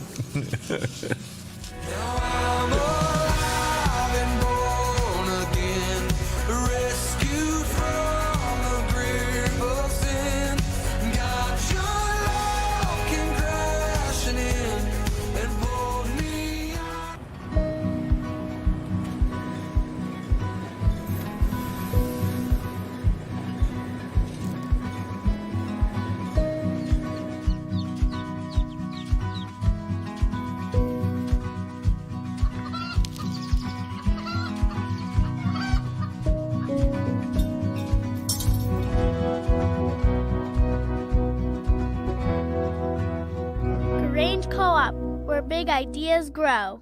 Bulls, bears, and other market beasts. How can you be sure they won't eat your investments alive? I'm Michelle Slate. Lighthouse Financial shines guiding light on retirement, investing, and insurance. As you navigate the stormy seas of investing, Lighthouse stands out as a beacon of hope, offering you wise counsel and biblically responsible investing. Lighthouse Financial. Call us today. 541-494-1034. At Sweet Tea Express, we've got you covered. Order at the counter and our friendly service staff will do the rest. Burgers, salads, sandwiches, barbecue platters, sides, and more. Smoked, grilled, and served to perfection. Sweet Tea Express. Breakfast, burgers, and barbecue.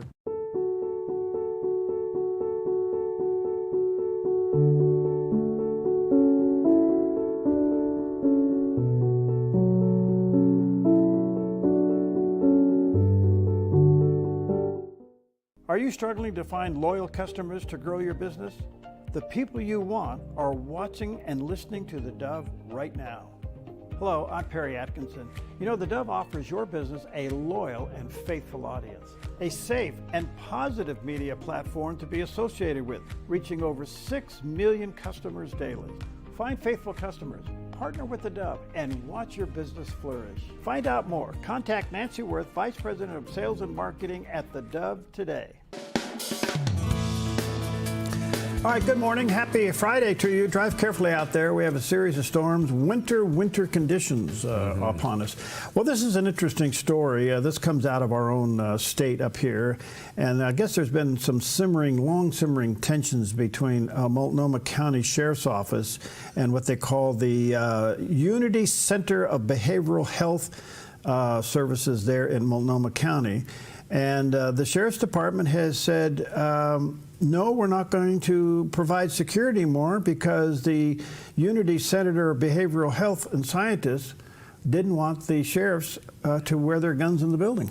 Oh, man. And so the sheriff said, well, look, we are not going to remove our safety equipment. Right.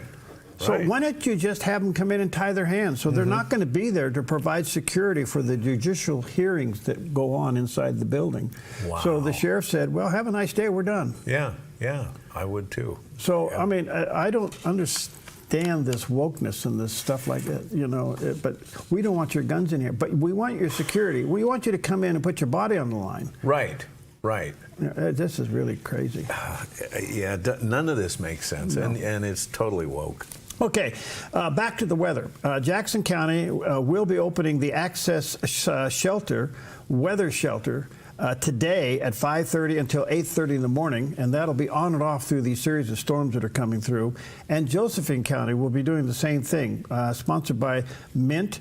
They'll be opening the Grants Pass winter shelter from 5 p.m. in the afternoon till 9 in the morning.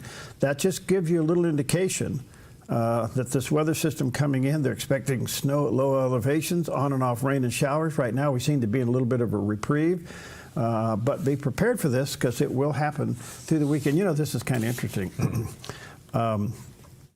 The First Presbyterian Church in Jacksonville has their annual garage sale today and tomorrow. Oh, no. But the reason I bring this up, they put the whole thing in tents. Okay. In the building, so the whole thing will be covered. All right. But this is a huge event, and all the money goes to building homes in Mexico. All right. So if you're out and about in Jacksonville and you like good deals, swing on by and take a look. Brave the elements. The only thing you're going to have to brave is from your car to the tent. There you go.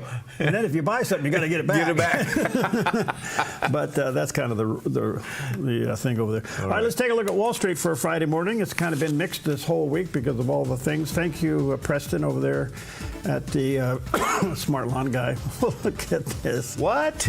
Everything's going back up. Oh, listen, this is like, you talk about the proverbial roller coaster. Yeah. The Dow's up 324 points, the Nasdaq's up 253 points, and the S&P 500 up 62 points. All the Trump haters don't like green. In the meantime, let's see what that's done to gold. It's pushed gold up almost 3,000, 299. Wow. It's $1 away from 3,000. Wow. All right, silver's up to $34.50. And crude oil actually is down, but up $69.76 a barrel. This is a good day. This is what's so alarming to me, because I do track other media just to see what they do with this stuff. Yeah. They just can't handle good news. I know. Their whole existence is fear and bad news. Right. Yep. Pretty interesting. Yeah. Well, a lot of us have learned the name Mahmoud Khalil, a green card Palestinian protester on college campuses, and now obviously a lot of controversy about revoking his green card. And there's a lot of protest about it, and we saw it happen yesterday in Trump Tower. Imagine all these people out there. They're not protesting to, give a break to the anti-Semitic activities going on college campuses. No, they are protesting for the guy who's stirring it all up. But Dave Rubin of the Rubin Report played this clip of Secretary of State Marco Rubio answering a reporter's question about Mahmoud Khalil. President Trump appealed to a lot of Americans during his campaign on free speech arguments and not suppressing speech, especially from the government.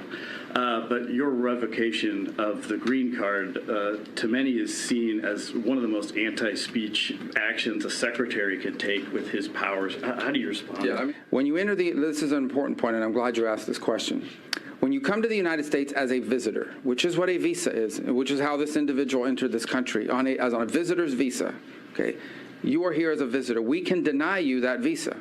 We can deny you that if you tell us when you apply, hi, I'm trying to get into the United States on a student visa. I am a big supporter of Hamas, a murderous, barbaric group that kidnaps children, that rapes teenage girls, that takes hostages, that allows them to die in captivity, that returns more bodies than live hostages. If you tell us that you are in favor of a group like this, and if you tell us when you apply for your visa, and by the way, I intend to come to your country as a student and rile up all kinds of anti-Jewish student, anti-Semitic activities, I intend to shut down your universities. If you told us all these things when you applied for a visa, we would deny your visa. I hope we would.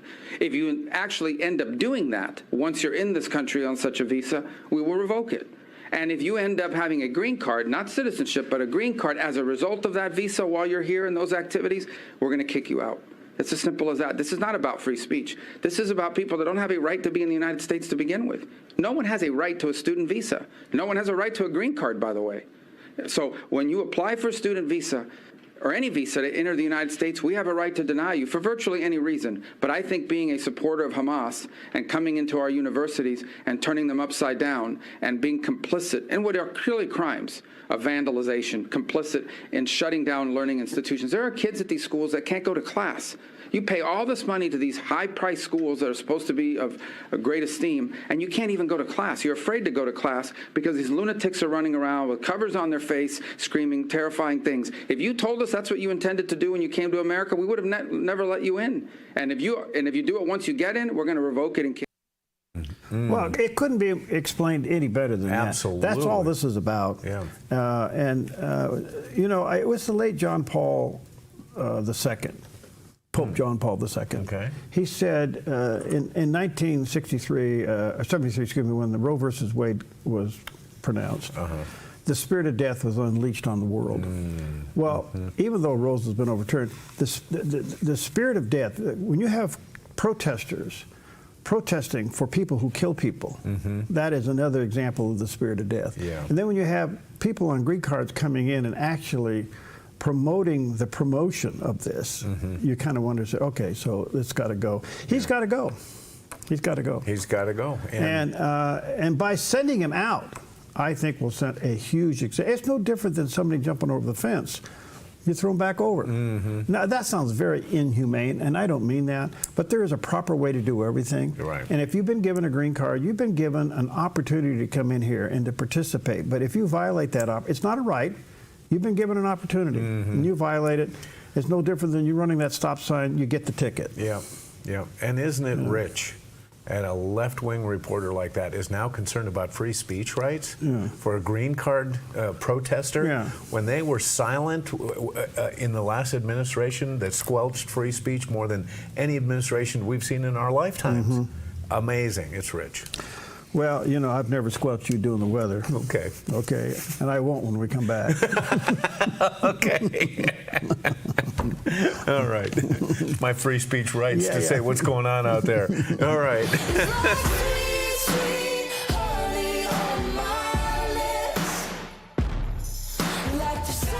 Your yard is where life happens, but it can be muddy and hard to maintain. Enjoy a maintenance-free artificial turf lawn all year round with Smart Lawn LLC. No mowing, no fertilizing, no watering. Our synthetic grass is beautiful and resilient. It's certified to be lead-free, and there's no need for pesticides. Safe for your children and pets. Smart Lawn LLC has all your artificial turf and putting green areas covered beautifully. 541-941-3538.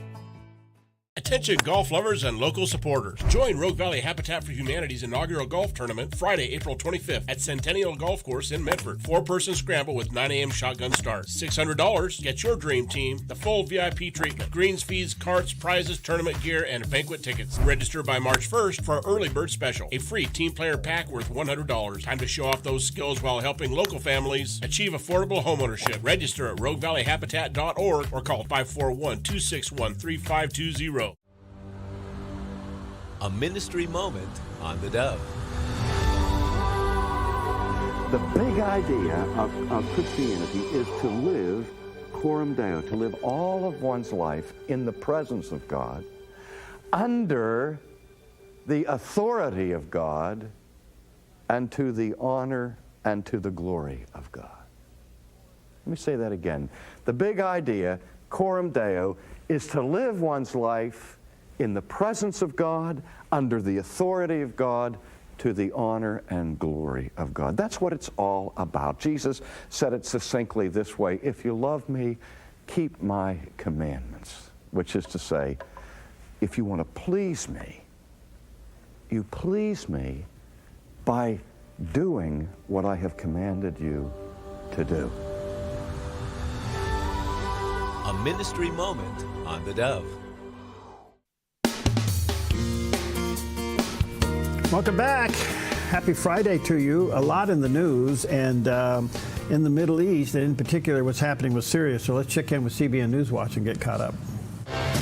This is CBN Newswatch. Thank you so much for joining us for CBN Newswatch. I'm Ephraim Graham. I want to begin this half hour in the Middle East. Israel is condemning a UN resolution that accuses Israel of crimes against humanity. As Chris Mitchell reports from Jerusalem, the report's critics claim the UN failed to address the crimes of Hamas on October 7th. The UN Human Rights Council report alleges Israel systematically destroyed women's healthcare facilities during the war against Hamas in Gaza and uses sexual violence as a war strategy. Sexual and gender-based violence is increasingly used as a method of war by Israel to destabilize, dominate, oppress and destroy the Palestinian people. The Commission documented a pattern of sexual violence, including cases of rape and other forms of sexual violence, torture and other inhumane acts that amount to war crimes and crimes against humanity. We've seen an unbelievable blood label. Israeli Foreign Minister Gideon Sa'ar blasted the report. The so-called Commission of Inquiry of the Human Rights Council of the United Nations published one of the worst blood label the world has ever seen, and we had seen many. It accuses the victims of the crimes committed against them. Hamas is the organization that has committed horrific sexual crimes against Israelis on October 7. It is indeed a sick publication that only an anti-Semitic organization could produce. Prime Minister Benjamin Netanyahu, some women's groups, and Israel's mission to the UN rejected the report as unfounded and anti-Semitic. On X, U.S. Ambassador-designate to the UN, Elise Stefanik, said the report ignores October 7th. The so-called Human Rights Council has failed to condemn the barbaric atrocities committed by Hamas terrorists against Israel, including the brutal slaughter, torture, kidnapping of thousands of innocent civilians, and Hamas's horrific use of rape and sexual violence against Israeli women and girls, yet disgracefully attacks Israel with unfounded smears. The UN report against Israel comes at a key moment, as Israelis and Jews around the world today celebrate Purim, when many dress up in costumes to mark the holiday. It celebrates the time 2,500 years ago when Haman, a wicked ruler in Persia, which is now modern Iran, plotted to destroy the Jewish people. As recorded in the book of Esther, God raised up a beautiful Jewish queen named Esther to expose and stop those plans. Now, centuries later, Israelis say they again face wicked rulers in Iran who want to destroy Israel and the Jewish people. Today, many Jews and Christians around the world believe God will thwart the plans of today's wicked rulers, just like he did 2,500 years ago. Chris Mitchell, CBN News, Jerusalem. Chris is here now to continue our coverage. So, Chris, let's begin with Purim. How is it celebrated in Israel? Well, Ephraim, speaking of Purim, you know, it's hard to miss it right now. People just dress up in costumes. You'll see waiters or waitresses dressed up in costumes, kids on the street, many women and some girls dress up as Queen Esther. They cook snacks called Haman stands. It's like a three-cornered kind of cookie. In synagogues, they also read the Megillah, which is the book of Esther. And when Haman's name is mentioned when they read the book, they either boo or they use noisemakers. They also cheer when Mordecai's name, who is the uncle of Queen Esther, when his name is read. He's one of the heroes of the book. They cheer for him. And many see, as we said in our report, a direct connection between Haman and ancient Persia, who wanted to destroy the Jewish people, and modern-day Iran and its rulers, who have decided and declare over and over, almost on a daily basis, they want to destroy Israel and the Jewish people. The IDF hit a terror group in Damascus Thursday. What's the story behind this attack? Well, they struck a headquarters of the Palestinian Islamic Jihad that was planning terror attacks against Israel. Israeli Prime Minister Netanyahu said they're doing it because they have a clear policy.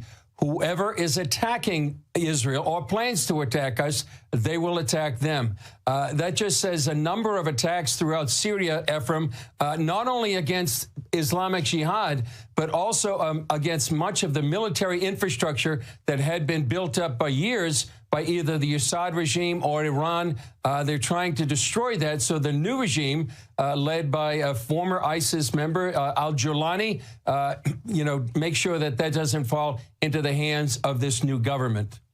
Chris, what's the latest on Islamist groups attacking Alawites and Christians? Well, this is one of the horror stories right now, Ephraim, here in the Middle East.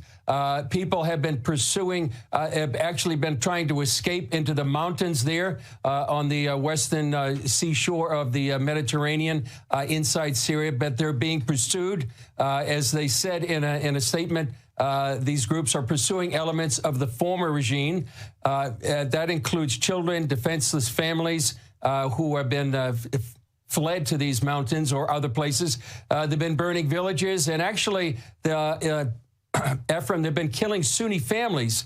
These Islamist groups are Sunni, but they're killing Sunni families that have hidden and protecting Alawites. And so this is, and as we've said before and reported, some of the Alawite and Christian groups, they live together. So many Christians have been killed in this slaughter in the last couple of weeks. Well, it's hard to believe that. The stories are horrific that are coming out of the Middle East, especially there in Syria. All right, thank you, Chris. 21 minutes now before the hour. Let's check out the weather because it's a changing out there. Winter weather will continue through the weekend and into next week. So today in northern Oregon and southern Washington, rain with snow levels rising from 800 feet to 2,400 feet and daytime high temperatures in the upper 40s to low 50s for Vancouver, Portland, Wilsonville, and McMinnville. Moving down the Willamette Valley with rain and daytime highs near 48 for Salem, Albany, and Corvallis. In Eugene, rain possibly mixed with snow, becoming all rain after 8 a.m. with a high near 48. In central Oregon, rain and snow in upper 40s in Prineville. Snow showers and gusty winds for Bend with a high near 45 and Sun River near 40. Over in Boise, Idaho, mostly sunny with a slight chance of rain and snow and near 48. Rain with gusty winds along the Oregon coast with daytime highs in the low 50s for Coos Bay, Port Orford, Brookings, and Crescent City, California, with a southwest wind gusting up to 50 miles per hour. In southern Oregon, rain and snow becoming all rain after 11 a.m. with daytime highs in the mid to upper 40s for Grants Pass, Medford, and Ashland. In the Klamath Basin, snow with a high near 40. Into northern California, rain and snow with a high near 43 in Wairika. Rain and snow becoming all rain and near 47 in Redding. Rain showers with highs in the low 50s for Chico and Sacramento. Rainy and breezy across the Bay Area with daytime high temperatures in the upper 50s for Santa Rosa, Napa, San Francisco, and San Jose, with a southeast wind 13 to 18 miles per hour becoming southwest and gusting up to 32 miles per hour. It's a look at your Friday weather on the Dove. All right, there you you go, Mount Ashland, fresh snow. Yep. Looking right up the ridge there. Still coming down a little bit. Yep. And expected on and off for days and days and days to come. So enjoy. Well, I saw your picture in the post office. Yeah, well, they haven't caught me yet. Well, a lot of us have heard. Tune in the TV. That is an old joke, and it's obvious because, that's where they oftentimes post the pictures of the FBI's 10 most wanted list. I have this common thing when I see people. I probably should be more conscientious of it. And that is? The first thing I ask them is, when did they get out? I've heard you do that. And I remember asking that of a guy that literally just got out. Just got out. No way. No way. He was running for public office. I ran against him. Oh, His name was called Wes Cooley. Oh, did you say that? When did you get out? It just came out of me because I say it so much. But he'd gone, he got thrown out of Congress. He went through all this nonsense. And I remember. I saw him in the street one day, and I just flippantly said, "Well, when did they let you out?" Next, you probably said, "Hey, nice ankle bracelet." Well, anyway, sorry about that. Well, the FBI 10 most wanted list. It all started on this day in history. The Federal Bureau of Investigation instituted the 10 most wanted fugitives list in an effort to publicize particularly dangerous fugitives. The creation of the program arose out of a wire service story in 1949 about the toughest guys the FBI wanted to capture. The story drew so much public attention that the 10 most wanted list was given the okay by J. Edgar Hoover the following year. Since its debut, hundreds of the criminals included on the list have been apprehended or located, with more than 150 as a result of tips from the public. The Criminal Investigation Division of the FBI asks all 56 field offices to submit candidates for inclusion on the list. The CID, in association with the Office of Public and Congressional Affairs, then proposes finalists for approval by the FBI's Deputy Director. The criteria for selection is simple. The criminal must have a lengthy record and current pending charges that make him or her particularly dangerous. And the FBI must believe that the publicity attendant to placement on the list will assist in the apprehension of the fugitive. Generally, the only way to get off the list is to die or be captured. There have only been a handful of cases where a fugitive has been removed from the list because they no longer were a particularly dangerous menace to society. Only 10 women have appeared on the 10 most wanted list. Ruth Eisman Shire was the first in 1968. So there was a woman on the list? There have been a number of women on the list, but the first one didn't appear until 1968, and only 10 women total have been on the list. So, hey, dudes, clean up your act. Come on, man. All right. Yesterday, DEI being what it is, it's being kicked out of a lot of the federal agencies, and rightfully so. I had Dr. Stanley Wrigley on. Now, he is a professor at a university, PhD, and we talked a lot about DEI. He wrote a book called DEI Exposed. But I asked him if anti-Semitism would be the end of DEI, and here's what he had to say. Anti-Semitism is actually an extension of DEI. If you look at the actual doctrine that DEI espouses, embraces the idea of decolonization of the curriculum, decolonization of the university.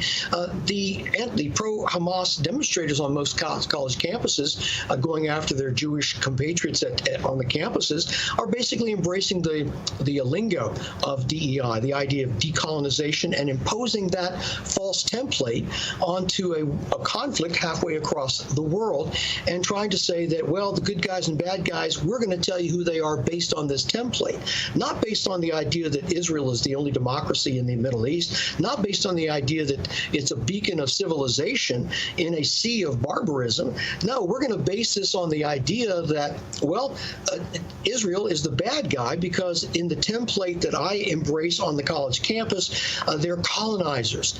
And as a result, we need to embrace decolonization.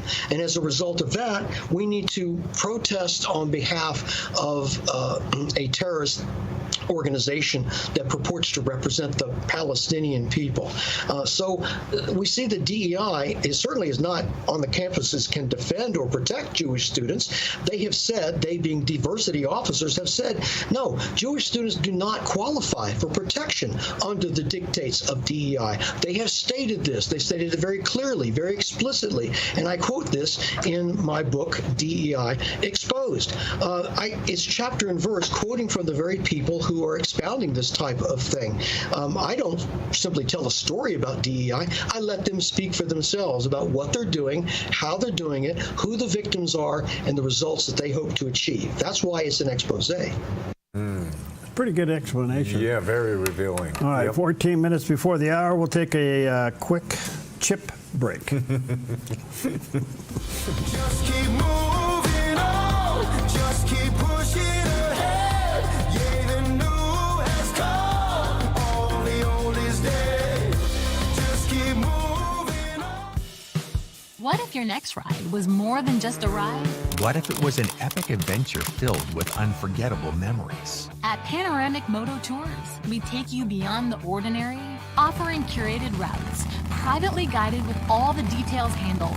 Our passion is to share the joy of riding incredible roads, exploring new sights and towns, and connecting with others and sharing our stories. Sound good to you? What are you waiting for? Let's create your custom tour, or join us on one of our upcoming tours. The Lost Coast and Trinity Alps, May 16th through the 19th, or the Oregon Coast and Cascades Tour, June 22nd through the 26th. Just click the Tours tab at panoramicmototours.com or call 541-622-3844. panoramicmototours.com. Your next adventure starts here.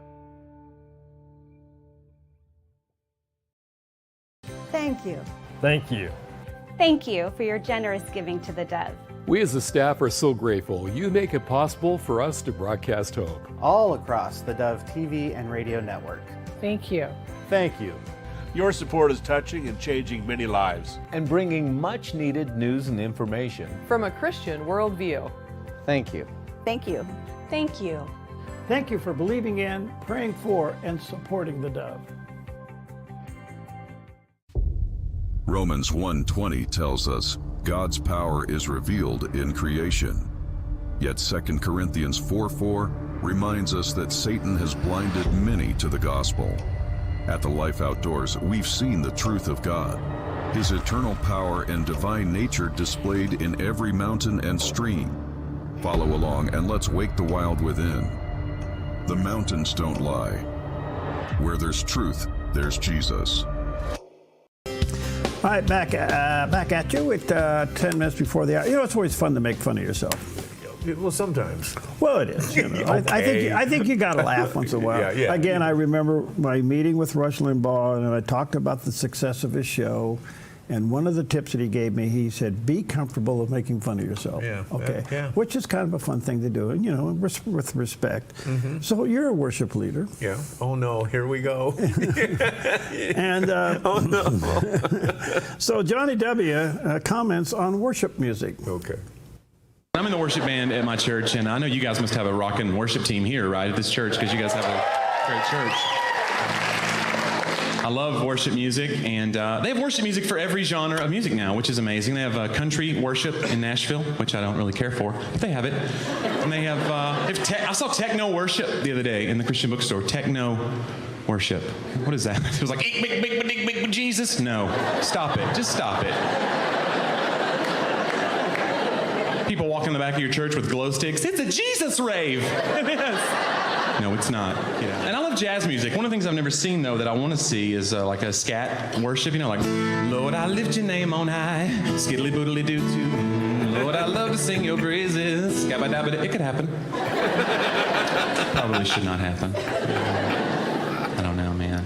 Sometimes I'm at a church and they don't have the screens and the words on the wall, and I'm like in the back waiting to go on. I'm like, well, they're going to do a couple of songs I need to get with this, but they're doing songs I don't know.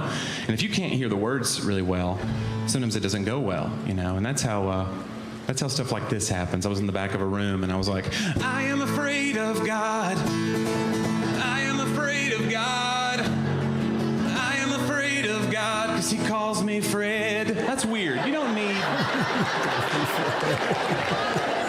Sometimes I think there's a whole worship subculture that we forget about, that people that don't go to church don't know about. And so, like, if you're a worship leader, the worship leader at my church is just, all he ever listens to is worship music, and his voicemail is a worship song. And I don't mean like it's playing in the background and he's like, hi, I'm Dave, leave a message. No.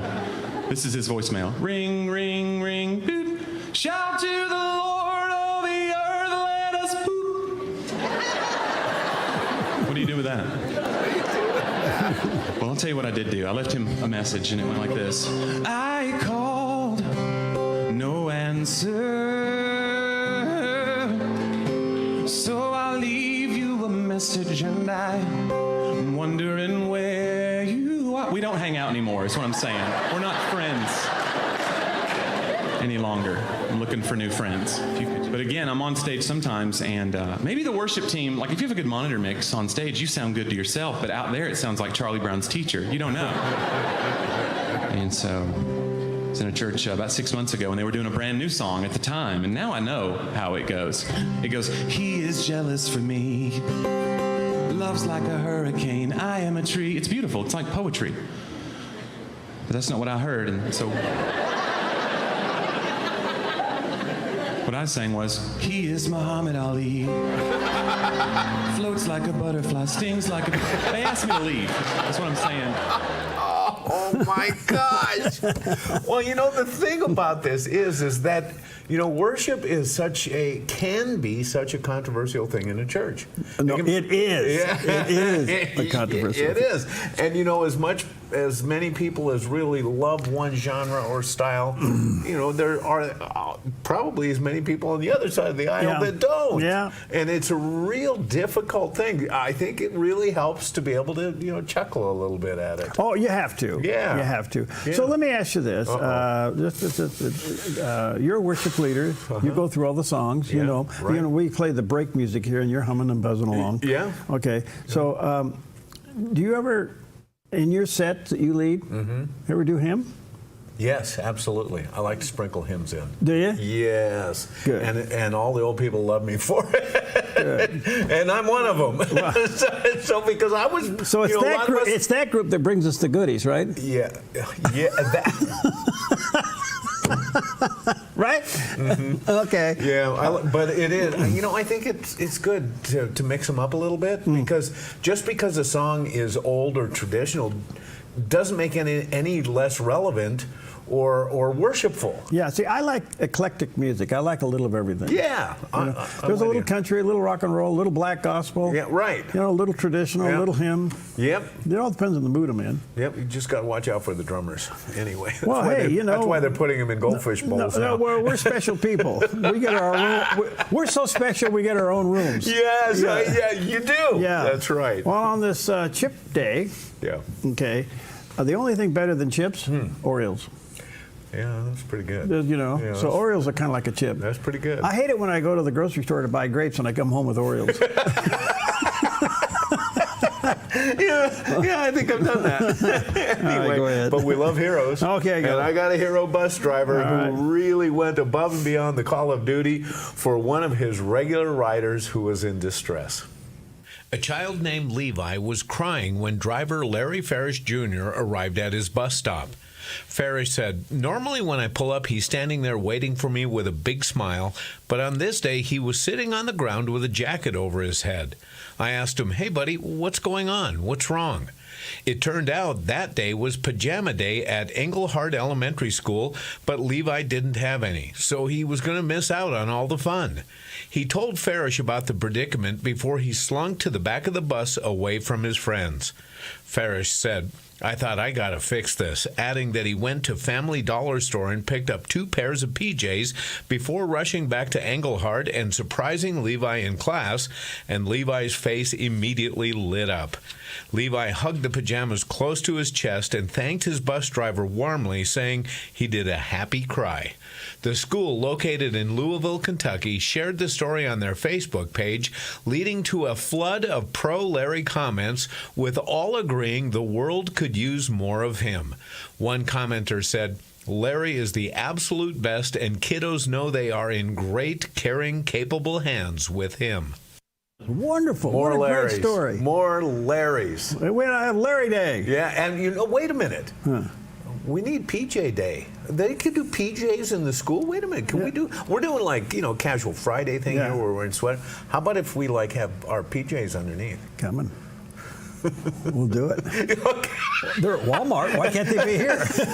Well, that's dress attire at Walmart. There we go. All right, Lamentations, chapter 3, verses 22, 23. The steadfast love of the Lord never ceases. His mercies never come to an end. They are new every morning. Great is your faithfulness. What a great verse to take with you today. Drive carefully out there. A lot of winter weather over the next several days. In the heart of the Rogue Valley, RVTD connects us all, not just through miles traveled, but also through time. 50 years ago, public transportation laid the foundation for growth in Southern Oregon. These early buses didn't just carry passengers, they carried progress, connecting communities and fueling dreams. Rogue Valley Transportation District, celebrating 50 years of moving our community forward. Come fall in love with Northridge Senior Living, where contemporary sunlit interiors meet old world elegance. Walk through our lovely hallways and enjoy the fun staff-led activities. Forge lasting friendships with other residents and our exceptional caregivers. Dine in style. Gather near the fireplace under breathtaking chandeliers. Our reasonably priced apartments are spacious with private balconies. Northridge is Christian owned and operated, pet friendly, and only 2 blocks from Asante Rogue Regional Medical Center. On-site 24/7 in-home care is available. We also offer senior adult daycare where your loved one can spend the day with us and the evenings with you. Northridge Senior Living, your home. The threat of wildfire poses a growing risk to Oregonians. You can prepare now by taking 3 important steps. Create a home inventory, make copies of important financial records, and contact your insurance company to make sure you have the right amounts and types of home insurance coverage. Be wildfire ready by being insurance ready. Visit dfr.oregon.gov/prepare now to learn how. Nigerian Christians in Iran are routinely arrested. Happily, Christians continue to suffer. In times of trial and affliction, you need to know the truth. One of the fastest growing Christian populations in the world. Join Wendy Griffith and George Thomas for Christian World News. Young people are the ones who are open to the gospel. Powerful stories of suffering and hope that affect all Christians. Watch Christian World News weeknights at 5:30 on the Dove TV. The National Religious Broadcasters 2024 TV Station of the Year Award winner, the Dove TV.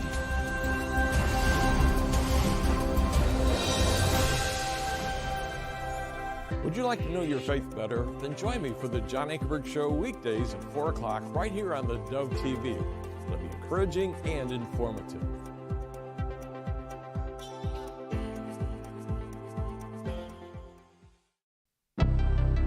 Something to think about from the Dove TV. We know it's understandable that a son would want to see that his father's burial arrangements are taken care of. That shows a lot of character. And depending on whether or not this son was a firstborn son or maybe the man's only son, it would be a customary obligation for a firstborn or oldest son to be responsible for taking care of the father's arrangements for laying him to rest. And of course, we know in the 10 Commandments, number 5 is, honor thy father and thy mother, that your days will be long in the land. So that not only applies to honoring father and mother while they're living, but a part of honoring your father and mother is honoring them even through their passing, which taking care of the proper burial of your dad is part of obeying the 5th commandment, which is God's holy word. So what the man was really asking Jesus for permission to do, can you pause my enlistment day for your kingdom to give me permission to go obey one of the commands of your word, which is to honor my Father. And then something else to keep in mind, in our day and time, somebody can pass away and they may not be buried for a week, or there may not be a service for a month. It's really, things have changed in how we can delay because of all the things that we have at our disposal. And sometimes the body will be buried before the memorial service. But with the Jews, they believed in an immediate burial. They wasted no time burying someone who passed away. And Orthodox Jews still abide by that to this day. So the point I'm making with that is, this man wasn't asking for 2 weeks. He was just asking, can I go and take care of burying my dad? It'll probably happen tomorrow. And so we're just maybe talking about a 24-hour delay. So in light of all these things that I've mentioned, why would Jesus respond the way he did? Well, this is what I believe, and I've studied this, read commentaries through the years I've read this passage, and I believe that what Jesus said was his way, with the use of exaggeration, of demonstrating what I would call the radical expectation that his kingdom supersedes in value all other human relationships, all other priorities in our lives, and all other allegiances to which we have pledged our loyalty, including our family. While it is true that God's word commands us to honor our father and our mother, Jesus was letting this man know, if you're going to follow me, you've got to love me more than you love them. It's a statement of radical discipleship. Something to think about from the Dove TV. Get more at theDove.us. Something to think about from the Dove TV. The cross is an offense because blood was shed there. The Bible says without the shedding of blood, there's no forgiveness of sin. Blood has to be shed. First, it is the blood of covering. Romans 3:25 says, whom God hath set forth to be a propitiation through faith in his blood, to declare his righteousness for the forgiveness of sins that are past. That word propitiation, that big word, means covering. God can take the blood of Christ and cover your sins. As he shed the blood as they shed the blood in Egypt, and they had to take and put it on the lintel or put it on the mantelpiece or on the front door, so when the death angel in judgment came across Egypt that great night centuries ago that all Jews celebrate in their great feast, God saw the blood. The angel saw the blood, and he'd pass over that home, and no one would be killed in that home by the death angel. Does God see the blood that you have sprinkled on the heart, on your heart, by faith? Something to think about from the Dove TV. Get more at theDove.us.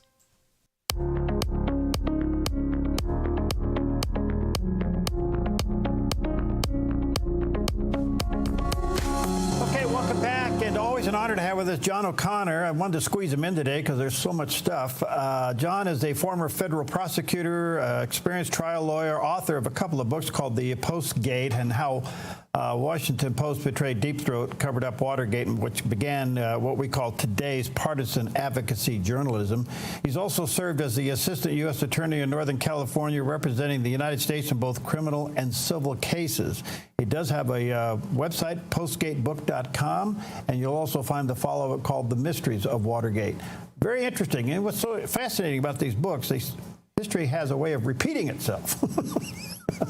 That's what's happening. Good to see you, John. Thanks for your time. I want to get right to it. What did you think, if you've had a chance to review the release of Prosecutor Jack Smith's report? What did you think of that? Well, I have just started on it, and I don't have anything. I haven't any substantive comments on it.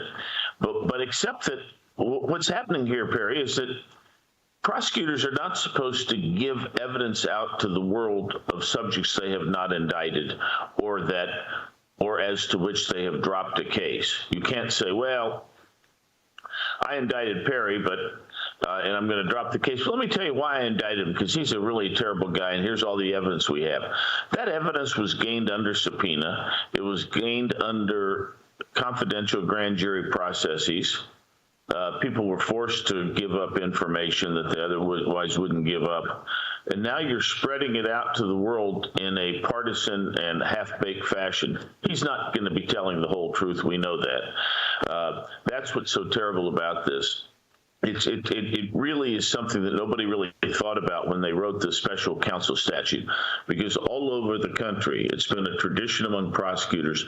You don't have press conferences and tell people all the bad things about someone that you're not indicting. Only James Comey would do that in the Hillary Clinton case, but he did that only to make himself look good and to justify what was clearly a blatant political move. But my point is you normally don't do that. So it's very unfair, and this was a very bad prosecution.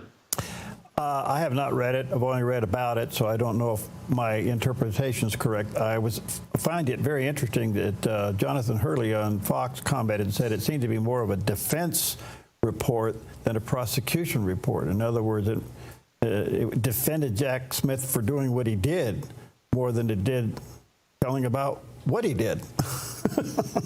Well, that's a good point. He's got to watch himself because, he knows that there are going to be a lot of people looking at what he's done and whether or not he's transgressed any particular bright lines here. And everyone should be worried that Trump's going to go after somebody, because there's an element here of intentional deprivation of one's civil rights. That's the interesting thing about it, is the theory to indict Jack Smith has come up with. This whole idea that if you do anything to deprive someone of their constitutional rights, and I'm not so sure what the constitutional right that we're being deprived of in the January 6th thing, our constitutional right to have the Senate do such and such on time and all that. And he has gone out of his way to use the processes to really come after Trump in a way that really is pretty sickening and, like I say, transgresses norms. Couple other quick things there. Is it an issue that he was improperly hired and paid? Well, he was. I think he was improperly hired and paid. I don't know that that's his problem. Okay. All right. Whoever did it, it's really Merrick Garland hiring somebody. Now, somebody paid him. It's a wrongful payment. It's against the appropriations procedures, and he was appointed against the Constitution. I don't know. I would say on his behalf, he in good faith thought everything was fine, so he probably shouldn't have to give any money back and so forth and so on. But I don't know what the remedy is here, really.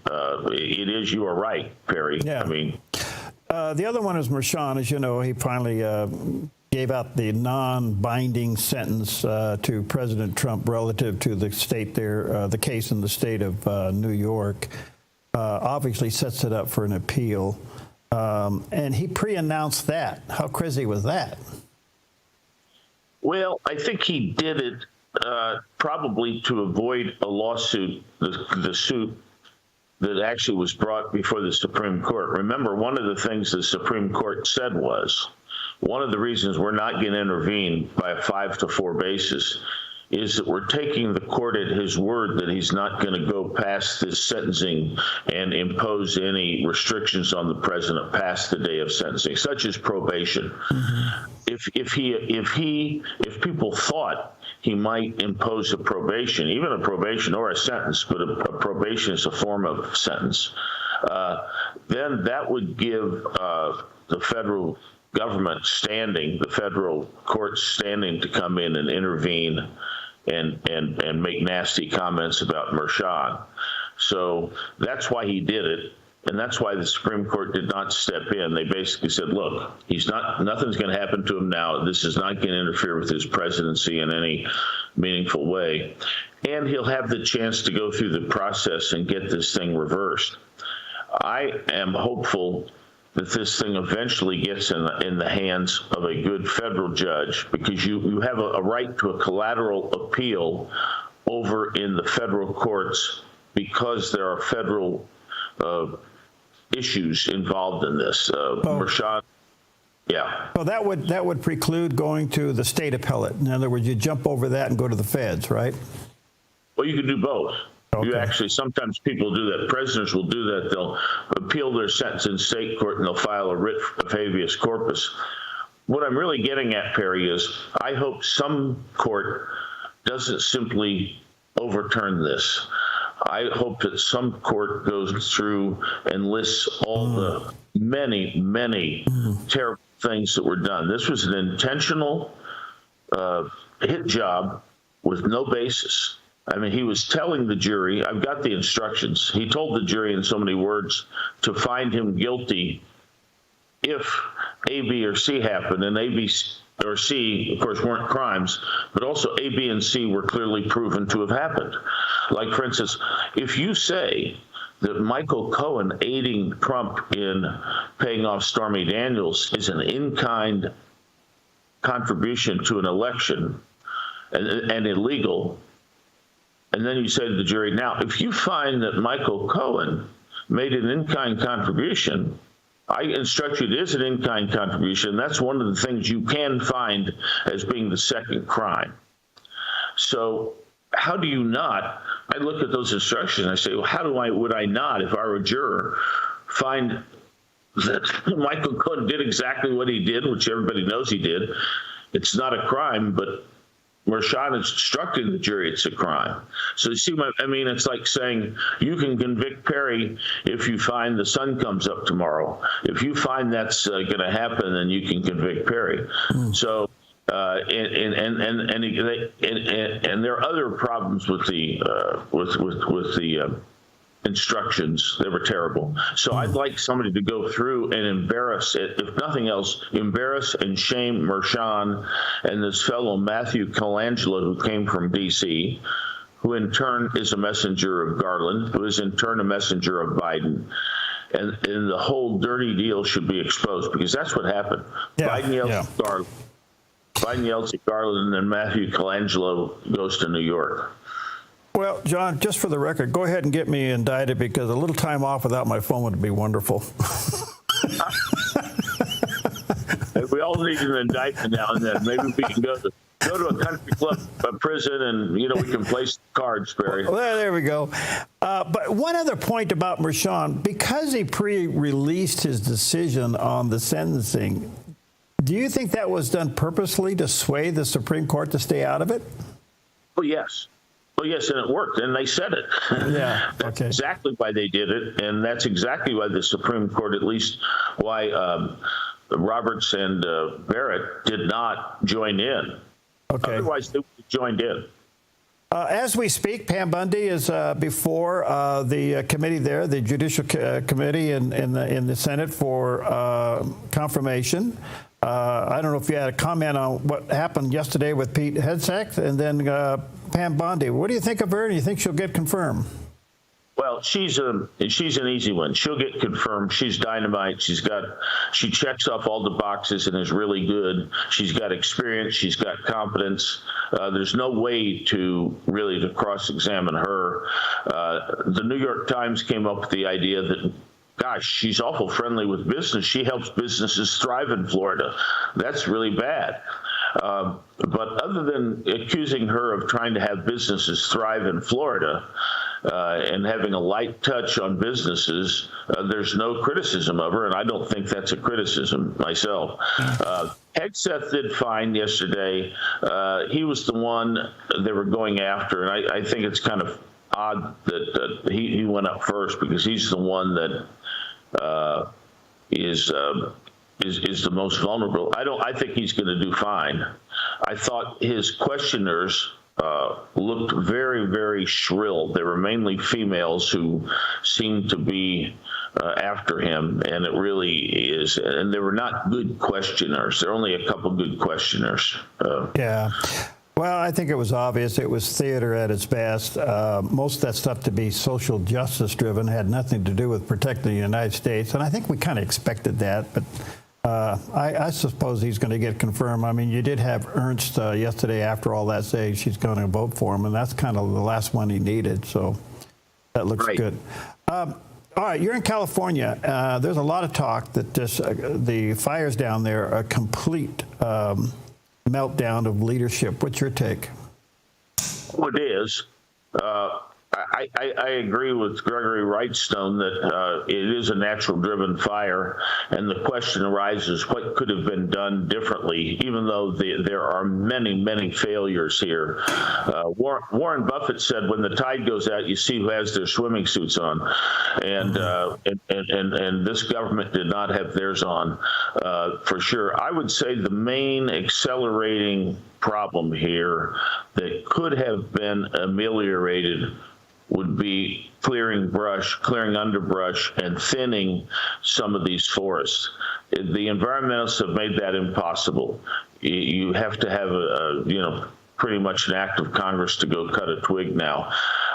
It started out with Jimmy Carter. Bush tried to correct it.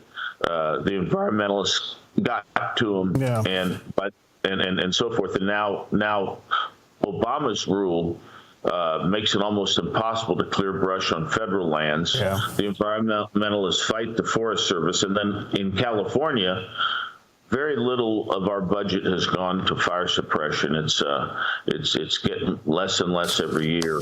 $100 million was cut out by Newsom himself. One last quick question, John. Do you think this will cost California the Olympics? Oh, that's a good question. I haven't thought of that. I don't think so. It should not. Let's put it that way. It should not. I mean, actually, everything will be cleaned out by the Olympics. You've gotten rid of a lot of brush here by an uncontrolled burn.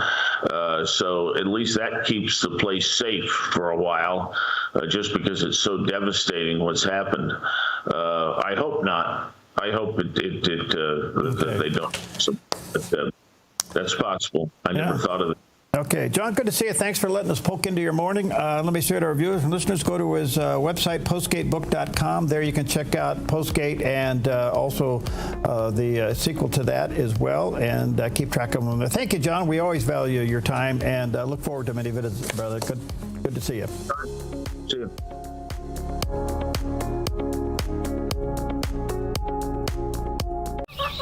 You feel most alive where you feel most at home.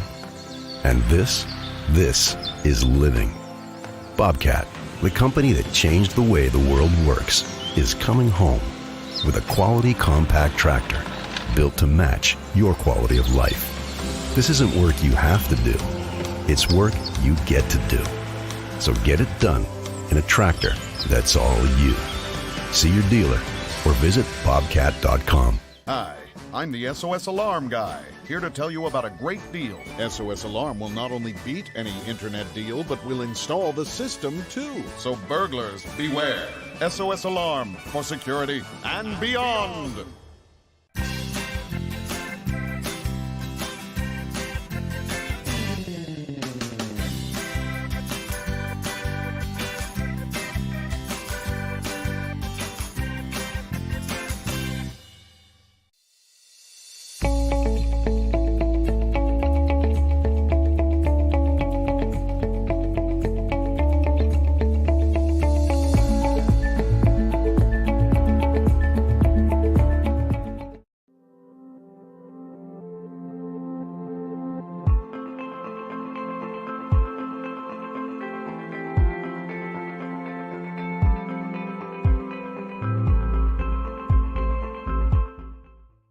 as the world watches from the outside. It's a big diplomatic tug of war here in the Middle East. Go inside the story with Jerusalem Dateline. Israeli archaeologists are talking about a discovery that could change the thinking about the Temple Mount. Join CBN Jerusalem Bureau Chief Chris Mitchell and get the biblical perspective on the events shaping the world. It's what starts in Israel, then ends up going to other places. Watch Jerusalem Dateline. Weeknights at 9:30 on the Dove TV.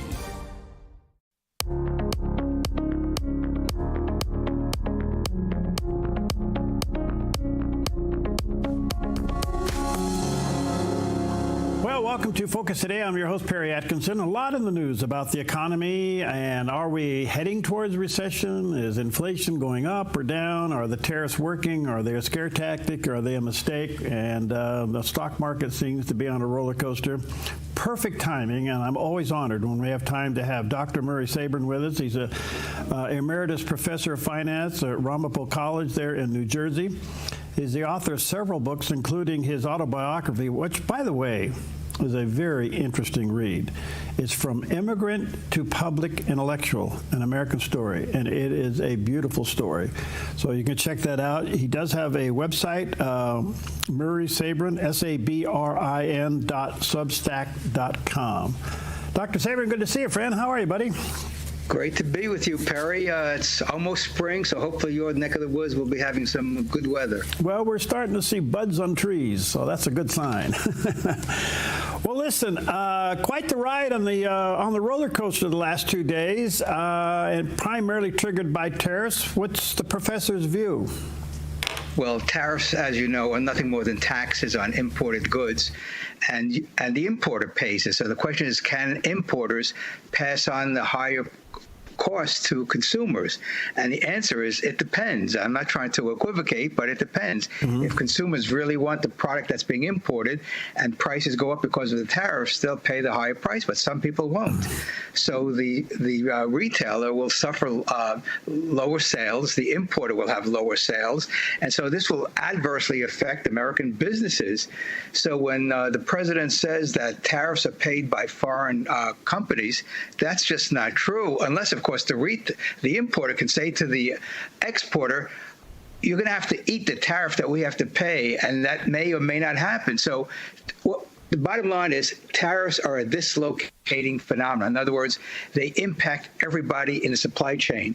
And the last thing we need is more adverse consequences in the supply chain. We saw what happened during COVID and the aftermath. So we just need the free market to do its thing, which is provide consumers with the best possible goods at the lowest possible prices. And that's why we need more free enterprise and less government management of the economy. So is there any substance to the claim by the president that the ultimate goal is to equal the tariffs on both sides of the fence, so to speak? Well, that's his goal. I think it's a mistaken goal. I think what the president should say is, we believe in free enterprise. We believe that companies should make the best possible products for the American people, whether it's manufactured abroad or manufactured in the United States. And he should do something which would be out of the box thinking. He should say, we're going to lower tariffs to zero. But with that, I want the corporate income tax to be eliminated, so corporations will no longer get any subsidies from the federal government, no more grants, and the United States becomes the biggest free trade zone in the world, and we would emulate what Hong Kong and Singapore has done, which were backwater areas in the 1940s and 50s, and now they're terrific economic entities. That would be out-of-the-box thinking, not trying to equalize tariffs, because we tried to do that to some degree in the 1930s, and it was a total disaster for the world economy during the Great Depression.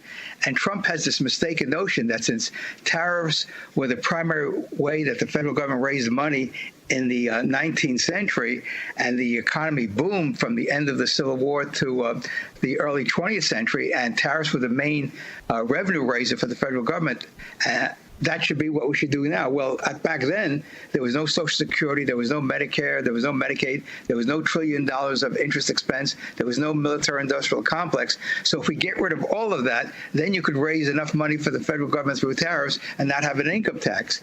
But the point is, we have this huge welfare warfare state, and my last article that was posted on the Mises.org website taught financial independence, and the constitutional federal budget outlines how we can get to where we need to be, which is having the federal government spend money that's only authorized by Article 1, Section 8 of the Constitution. And Trump should make that case. Unfortunately, he's not doing it because he's not getting good advice on what the constitutional responsibilities are of the federal government. Excellent point. So, in the meantime, before I leave this, we're playing this tit-for-tat game. Yeah. Where do you think it's going to end up? Well, hopefully, Trump will say to his counterparts around the world, saying, listen, we don't want to have a tariff war because the tariff wars of the 1930s was one of the primary causes of World War II. And we should learn from history that tariffs create international tension, and that's what he needs to say to his counterparts in Canada, Mexico, Europe, Asia, and saying, listen, we're willing to reduce tariffs to zero. You do the same thing, and that will be the level playing field where people around the world will receive the benefits of production that is great for the world economy. And that's what he should be doing. He should be the cheerleader for no tariffs. And if he does that, I think the world economy will enter the golden age that he promises to have. Some have said that he's using tariffs to end up with what you just said. And I'm trying to figure out the strategy here. Because if you ask, say, for instance, and somewhat hypothetical, if you ask China not to go to zero tariffs, will they? Well, this is the interesting point. There's nothing wrong with lowering taxes unilaterally, lowering tariffs unilaterally, because that would demonstrate to foreign companies that we are open for business. They can sell their products here, but I think that what Trump should do, is couple zero tariffs with getting rid of the regulations that are stifling business in America. Regulations are, in effect, a tax on American businesses. In addition, lowering the corporate tax rate to close to zero is possible, and that's what I've been advocating for decades. If we get the corporate income tax close to zero, or if not zero, then what you'll have is corporations doing what they do best, is not worrying about the tax code. They can get rid of all the tax accountants that they have, which doesn't add anything to the products that they're selling or the services they're providing. And so Trump has an opportunity to do what people like myself and others have been advocating for literally decades: free up the U.S. economy from the stranglehold of Washington, D.C. The great news, Perry, as I've been saying over and over again, is men and women entrepreneurs, despite all the things that are thrown at them by Washington, still are able to produce a great number of goods and services that people want. What is, I kind of lost track, Professor, what is the corporate rate now? The corporate rate, I'm trying to think off the top of my head. I think it's in the 20s, if I'm not mistaken. Okay. And he wants to bring it down to 15, which would be great. Again, he should just keep on reducing the corporate income tax rate, because remember, corporate income is taxed twice. Once at the corporate level, and then if the company pays a dividend, it's taxed again as dividends to shareholders. So double taxation of dividends is wrong. You should only tax income once. And so we should get the corporate income tax down as low as possible. One good thing he's done is expense capital expenditures, which is a great thing. This way you don't have to amortize it over 5, 10, 20 years, whatever the case may be. And but the main point is we should reduce the dependency on Washington, D.C. The numbers are staggering. Between corporate welfare and individual welfare, about 200 million people are on government payrolls, in terms of getting checks, Social Security, Medicare, Medicaid, and food stamps. We have a nation that is dependent upon federal government for their basic subsistence. That's not what the founders' legacy was to us, that we should have a nation where people may be politically independent from Great Britain, which was what the revolution was about 250 years ago, but they should also be financially independent. That's what I've been writing about. And people need to understand, for everything that the government does, there's a counterpart in the private sector or the nonprofit sector. And that's what I've been advocating for literally half a century. In your article, would there be some fulfillment of your recommendations if we actually do get to a balanced budget? Well, the question is, at what level should the budget be balanced? Ronald Reagan campaigned on getting rid of the Department of Education and the Department of Energy. There's no constitutional authority for the government to be involved in education or energy or even commerce or agriculture or health and human services. These are cabinet departments that were created after the New Deal Great Society programs. So both Republicans and Democrats are responsible for these agencies because they either voted for them or kept them in place once they were created. And so if you can't get rid of agencies that have no constitutional authority, then you've lost the argument that you're a fiscal conservative. Well said. Okay, so the president, the other thing that's happening is what Doge is uncovering, and I think we're all kind of got our brain on tilt some of the discoveries here. And the wasteful money. If they just stop funding what they're finding, I mean, I don't know if there's any means of collecting what has been wasted, but if they just stop funding what they have found, that savings alone would go a long ways towards the debt, don't you think? Oh, there's no question about it.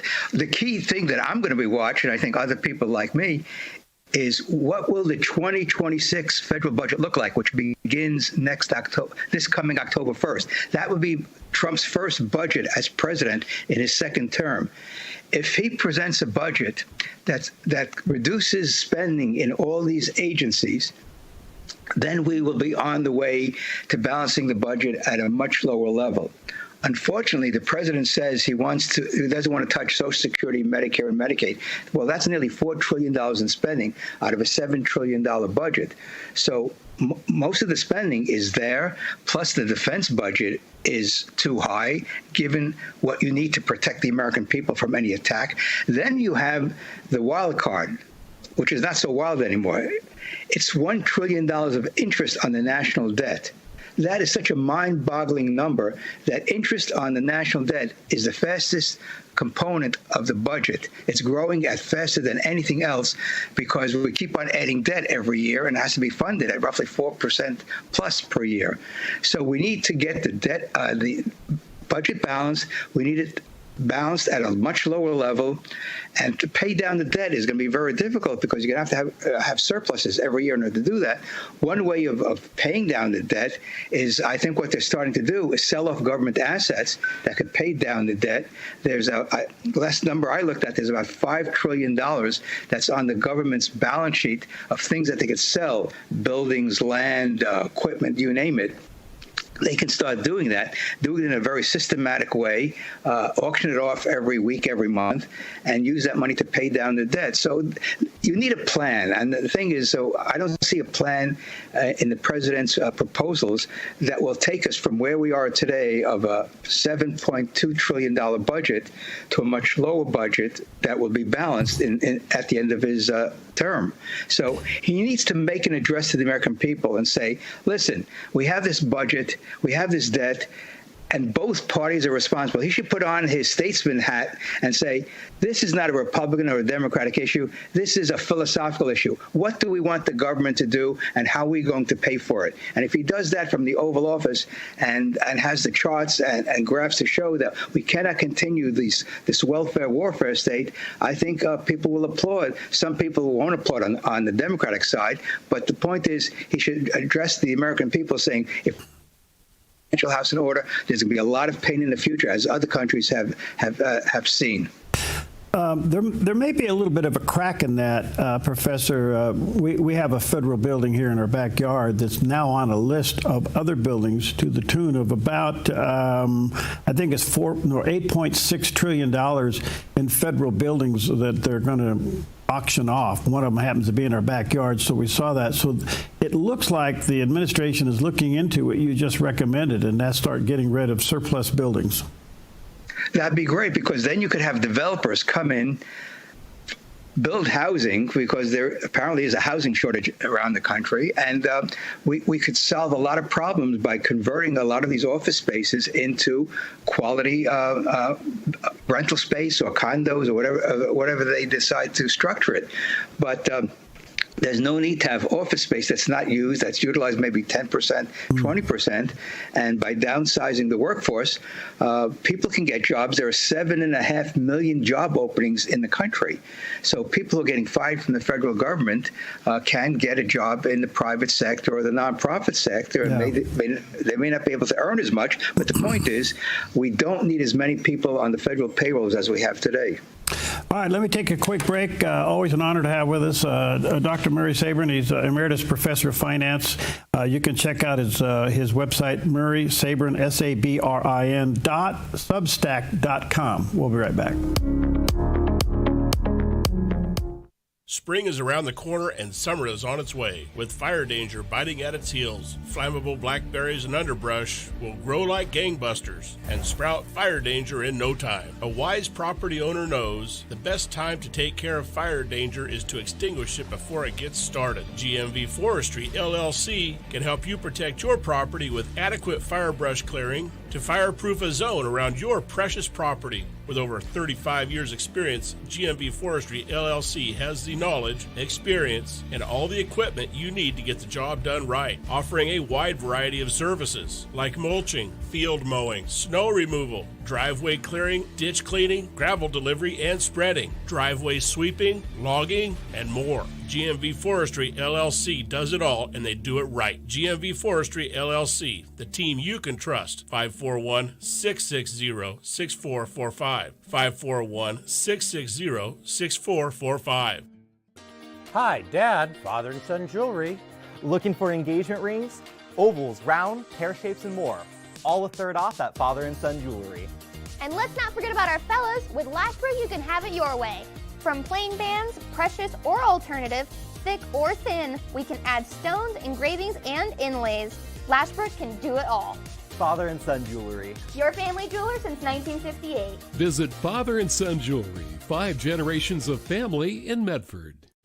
Hey, this is Ed, co-owner of Visiting Angels.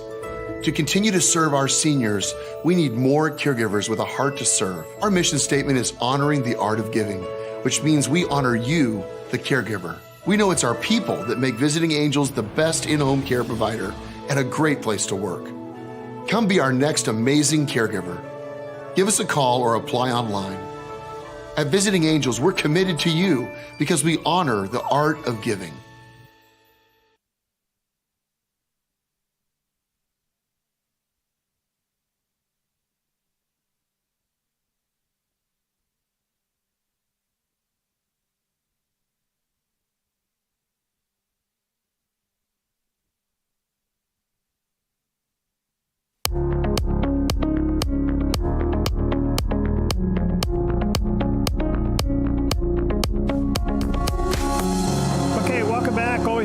With us, Professor Murray Sabrin. He's a professor emeritus of finance there at Ramapo College in New Jersey, author of several books, and his own autobiography I think you'll find to be a very inspiring read. It's called From Immigrant to Public Intellectual, an American Story, and it truly is. He has a website, murraysabrin.substack.com. In your article, Towards Financial Independence and Constitutional Federal Budget, tell us lay people what a constitutional federal budget is. the wonderful thing about the Constitution. It outlines a roadmap of a constitutional republic where the government is limited in what it can do. That's why we have the Bill of Rights. The rights that people have are inalienable rights. Comes from the Declaration, life, liberty, and the pursuit of happiness. And then Article 1, Section 8 talks about what is the federal government, what money can they spend for the general welfare? And this is the term that a lot of people on the left use. They think the general welfare means anything that the government spends money on for people's needs is part of the Constitution. Well, that's not true. If you go through Article 1, Section 8, it goes through systematically what is allowed, the spending that is allowed. And then you look at the federal budget, and I have in my article that's posted at the Mises.org website, it shows the disconnect between what government spends and what the Constitution authorizes.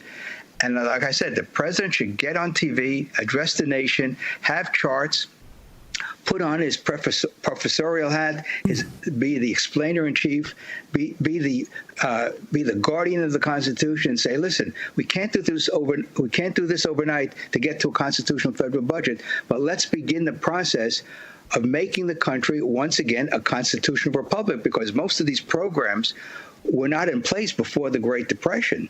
The Great Depression changed the whole calculus of what the federal government does, and the Supreme Court allowed it to happen. And so between the Great Society and the New Deal, the Great Society, and other programs, for the last 90 years, we've been seeing the expansion of government spending that is not authorized. And in the old days, Perry, when the Supreme Court ruled that the income tax was unconstitutional in 1895, what did the pro-income tax people do? They got the 16th Amendment passed, and in February 1913, the 16th Amendment was added to the Constitution, which gave the government the right to collect an income tax, a direct income tax on the people. When the prohibitionists wanted to ban alcohol, the manufacture and sale of alcohol, there was no constitutional authority to do so. So they got the Constitution Amendment, and we got the 18th Amendment, which gave the government the authority to ban the manufacture and sale of alcohol. So if we want to do something that's not authorized by Article 1, Section 8, you have to amend the Constitution. So when the country wanted to reduce the voting age from 21 to 18, they just couldn't pass a law. They amended the Constitution. So we have a constitutional method to change, to quote the supreme law of the land, by amending the Constitution from its original format. And that's why we have an amendment process. And since that process has been in place, but Article 1, Section 8 has not been fulfilled by the Congress of both parties or the presidents of both parties, and therefore we need to have a national debate. What does it mean to have a constitutional republic? And that is the real constitutional crisis we have in America, not the phony one that the Democrats have been saying of the president doing this, that, and the other thing. The problem is the Congress is spending money that is not authorized.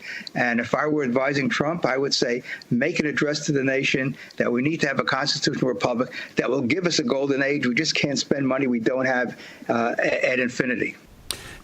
So what I kind of got my brain on tilt was to discover that, as an example to what you're saying, is the Department of Education is under the executive branch.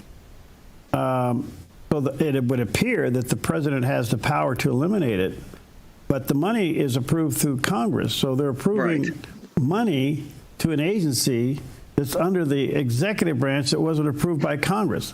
Doesn't get any more complicated than that. Well, this is why we need to have this debate. We need to have a grown-up discussion about what can or should the government do, because you have education, you have your school boards, you have county school boards, you have state school boards, and you have the Department of Education. How many layers of bureaucracy does it take to educate a child in the classroom? And I was in the classroom for 35 years at a college, and there was very little bureaucratic oversight.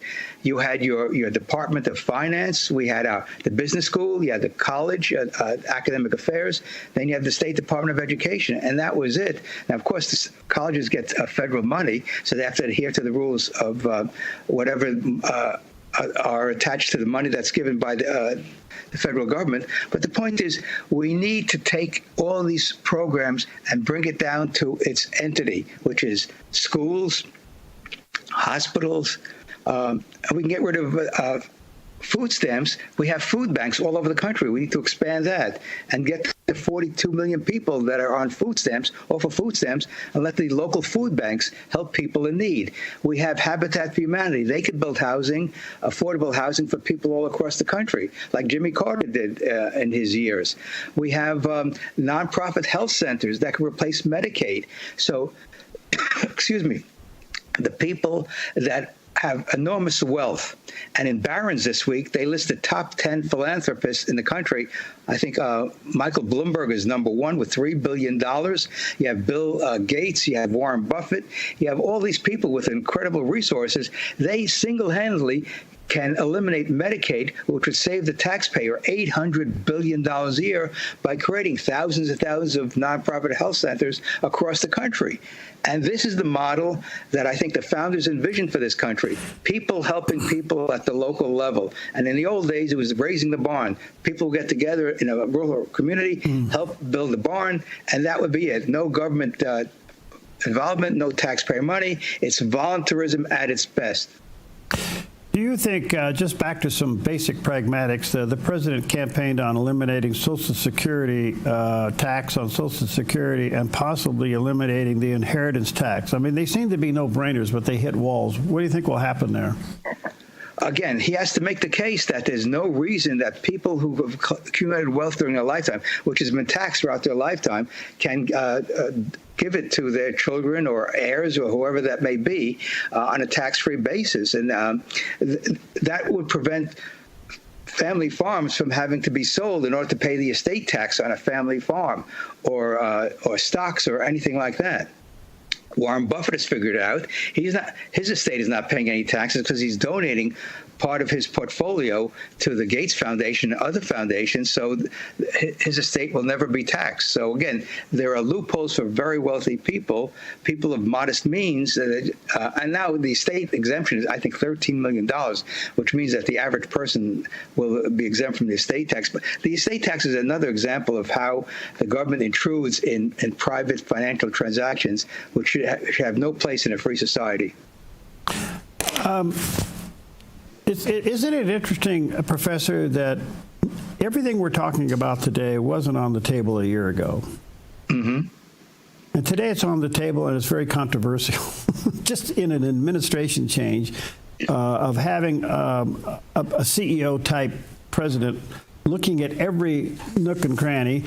Obviously, there's other opinions on how he should do it, but the fact that we are now uncovering fraud and mismanagement at a level, isn't that overall healthy? You bring up one of the most important points. This is why government should be downsized to its essential elements, because people in Congress, it's not their money. They don't care about oversight. They don't care about efficiency because it's not their money. All they're trying to do is get as many votes as possible to get reelected. And the way you get reelected in America is you dole out money from the taxpayer. That's why we have a $7.2 trillion federal budget. People are feeding at the trough, and the people in Congress are what? They're the ones that are filling the trough with taxpayer dollars. This is the contradiction in America. We're supposed to have a free society. A free society means you have control over your own money. You have control as much as possible over your destiny.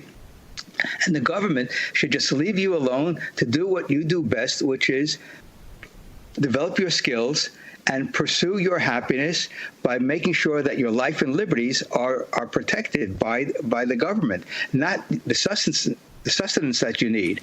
That's something I learned as a youngster growing up in New York City when I saw my father going to work. And the best anti-poverty program in the world, Perry, is the two-parent family. That's what all the statistics show. That's absolutely beautiful. Where can people get a copy of your article? The article is available. Here it is right here. Toward There it is. Toward Yep. toward financial independence and the Constitutional Federal Budget. It was published a week ago on the Mises website. So if you just Google it, toward financial independence and a constitutional federal budget, you'll able to read the 1,700 words. This is a condensed version of an 11,000-word essay I just sent to the editor of a book that's coming out later this year, early next year, entitled The Ethics and Philosophy of Taxation, edited by a longtime friend and accounting professor, Robert McGee. And this essay was really something that I really wanted to get out, because it's really something I wrote 30 years ago when I wrote Tax-Free 2000, of how we could have a roadmap to a tax-free America.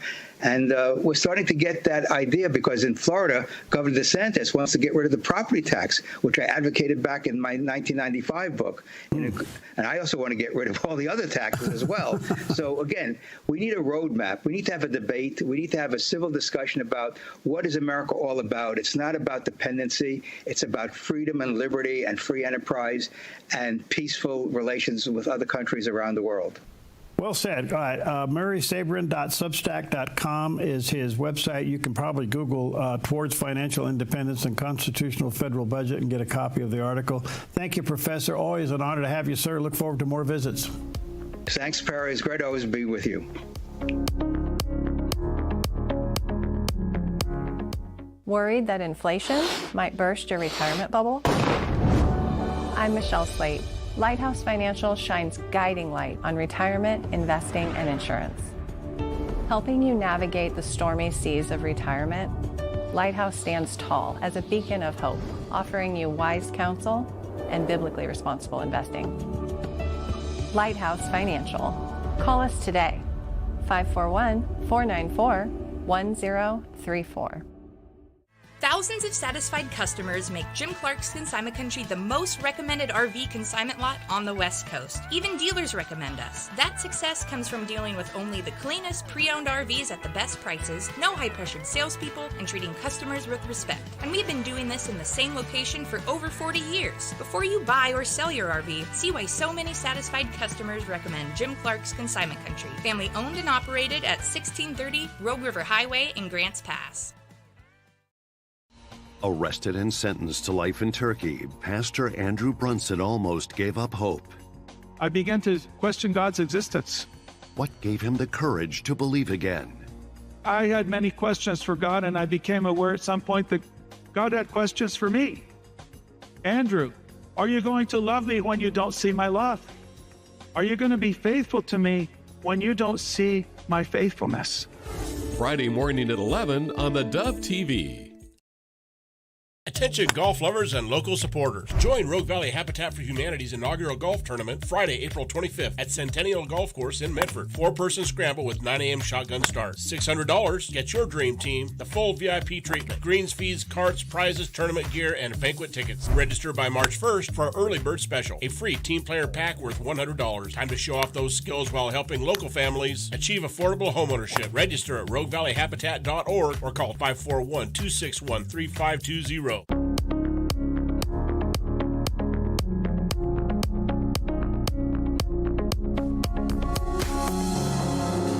Okay, welcome back. I want to take a few moments at the end of Focus Today to say again thank you for your continued support of this unique media ministry. Today it's a little bit of a problem with all of our technical things going on behind the scenes, and we're unable to bring you some of the guests that we had previously scheduled, which is kind of an indication of something that I'll be coming to you for in about a week or so and asking you to help us replace some equipment. And today was a classic example as to why. But overall, I just want to say thank you. Your support of this ministry goes a long way in us reaching literally thousands of people every hour of the day. It's amazing. I have often said, and wish I could share with you a lot of the letters and emails that we get from viewers and listeners like you from literally all over the place, primarily up and down the Pacific Northwest. We get them through every state in the United States. We get some from foreign countries. As the Dove is on Roku and on Apple TV and on the internet, so it just goes out. And it's really encouraging to hear back how the Dove through the various programs and things that we do here, is helping you with your Christian walk, answering some difficult questions for you, and hopefully encouraging you on a daily basis.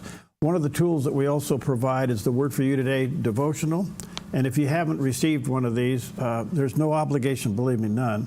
If you'll just get a hold of us, you can call us at 541-776-5368, or you can go online at theDove.us, fill out the information, we'll protect that, and we'll send you one of these. It comes out every quarter. And this little book is being read literally all over the world.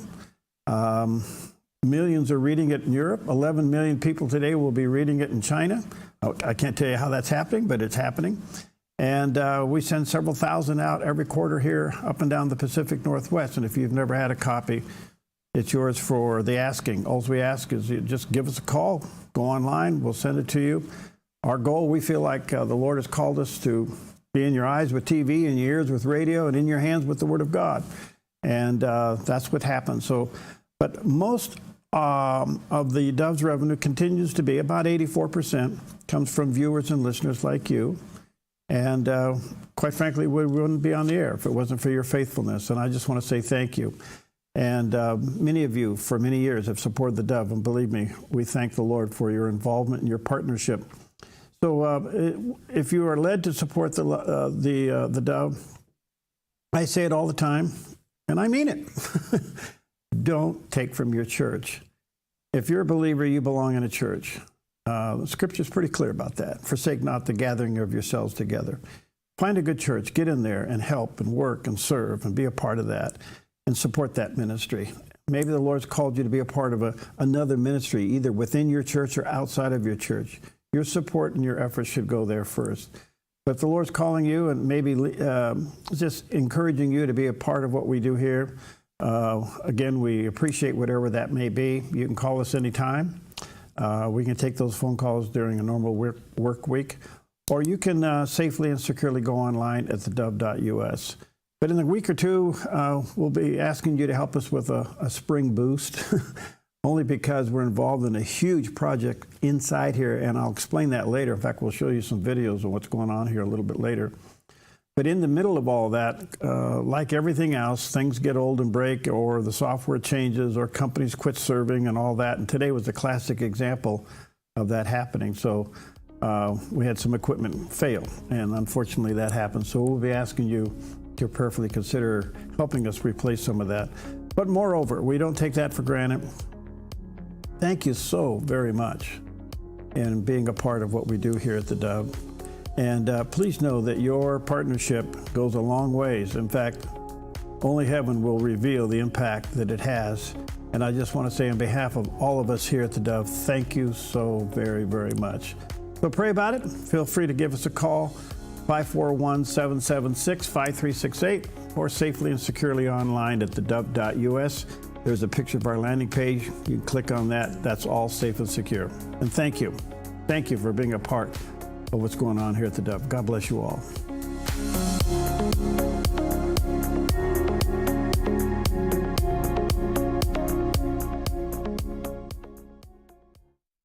In the heart of the Rogue Valley, RVTD connects us all, not just through miles traveled, but also through time.